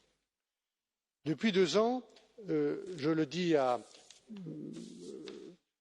la présidente McGuinness qui présidait tout à l'heure, mais aussi à Sean Kelly, à M. Nicholson, que j'écoute toujours avec attention, M. Nicholson.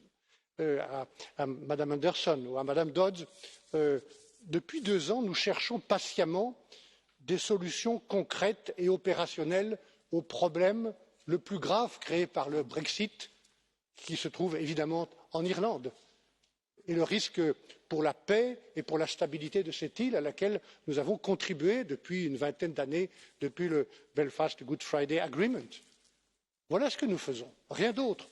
Et Monsieur Nicholson, just a few words in the case of the no deal. In all scenarios, the Good Friday Agreement will continue to apply. The United Kingdom will remain a co-guarantor of that agreement and is expected to uphold it in spirit and in letter. The Commission is ready to make additional resources available to Ireland, technical and financial, to address any additional challenges. Donc le respect du Good Friday Agreement restera la ligne pour éviter une frontière dure, mais évidemment, d'une manière ou d'une autre, parce qu'il s'agit bien du respect du marché intérieur, c'est-à-dire de notre marché intérieur, mais aussi du respect du marché intérieur britannique, Monsieur Farage, il faudra effectuer des contrôles quelque part. Voilà ce dont il s'agit. Depuis 2 ans, nous travaillons sur cette négociation qui reste une négociation négative.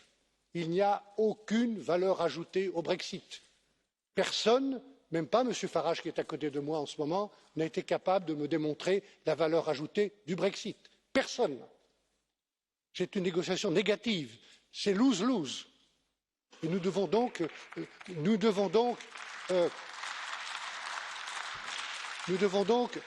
intelligemment trouver un accord pour limiter les conséquences de cette négociation.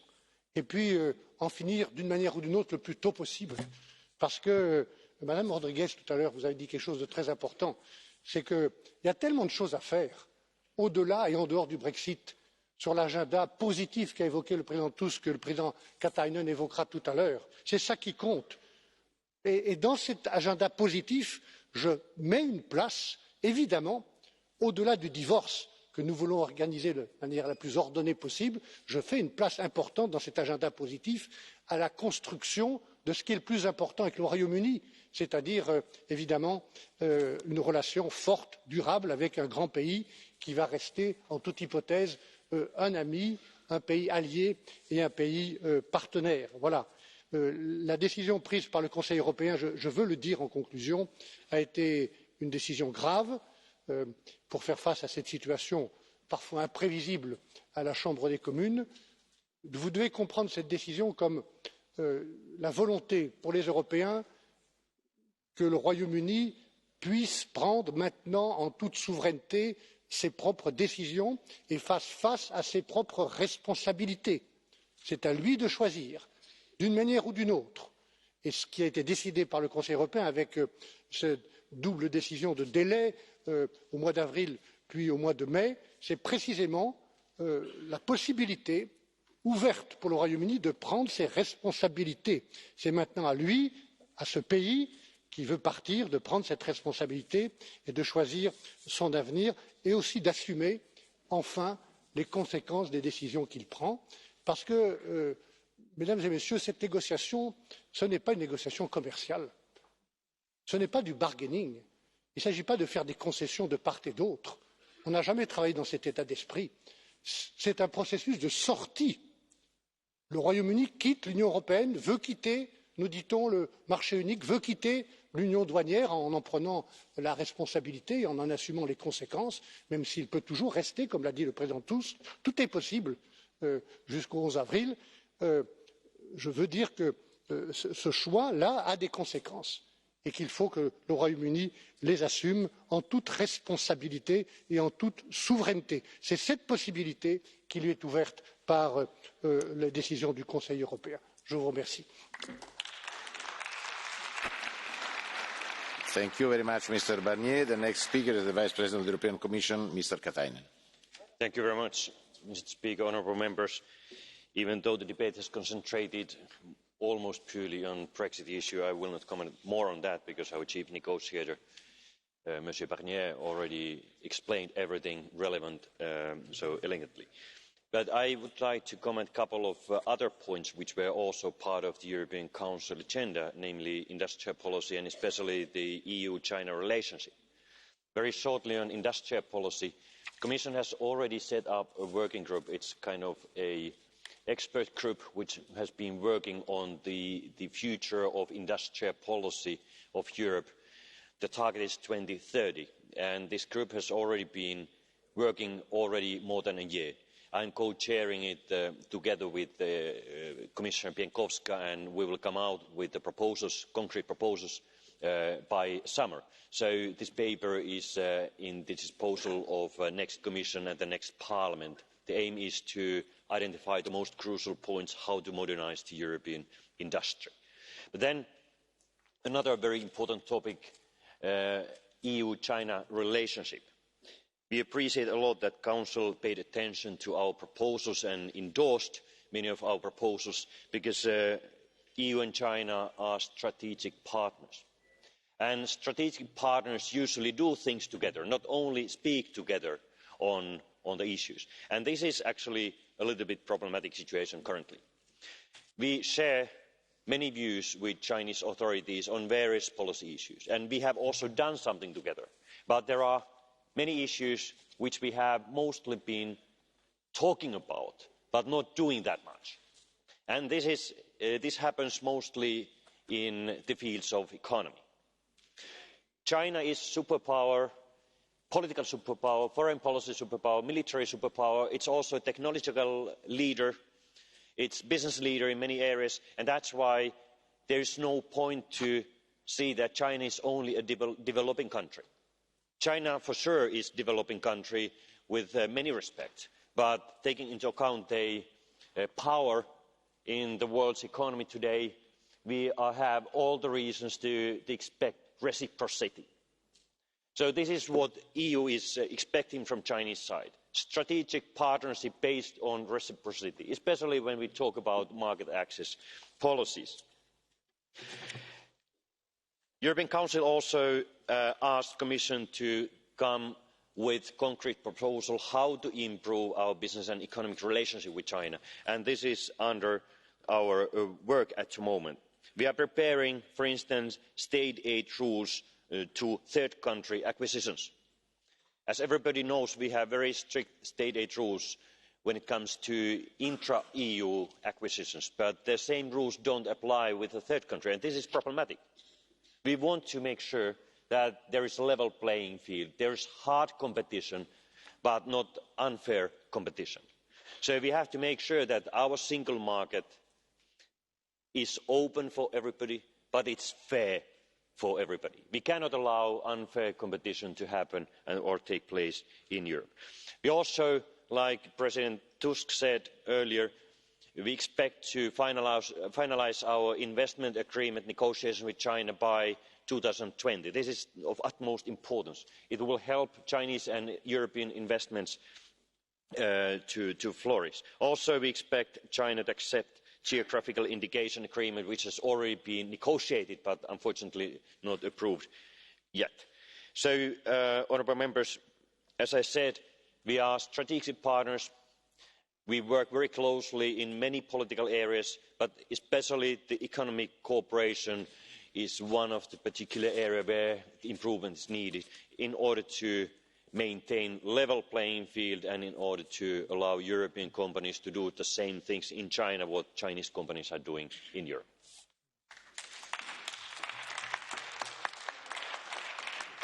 I agree. In the conclusion, the President of the European Council, Mr. Donald Tusk, you have the floor.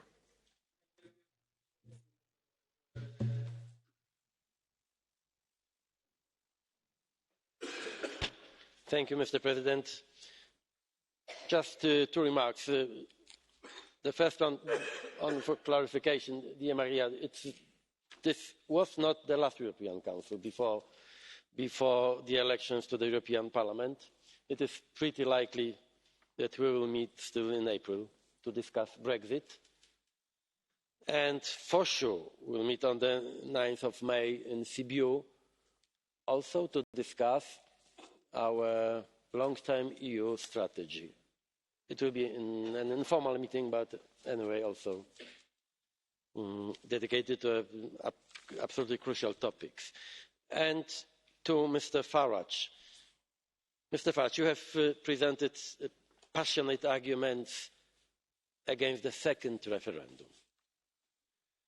But the truth is that the second referendum took place in 2016, because the first one took place in 1975. And then a vast majority of the British public decided that the place of the UK was in the European communities. It was you who thought 3 years ago that it was possible to organise a referendum in order to invalidate the previous one. Then please be consistent also today. Thank you. Thank you very much, Mr. President. The debate is closed.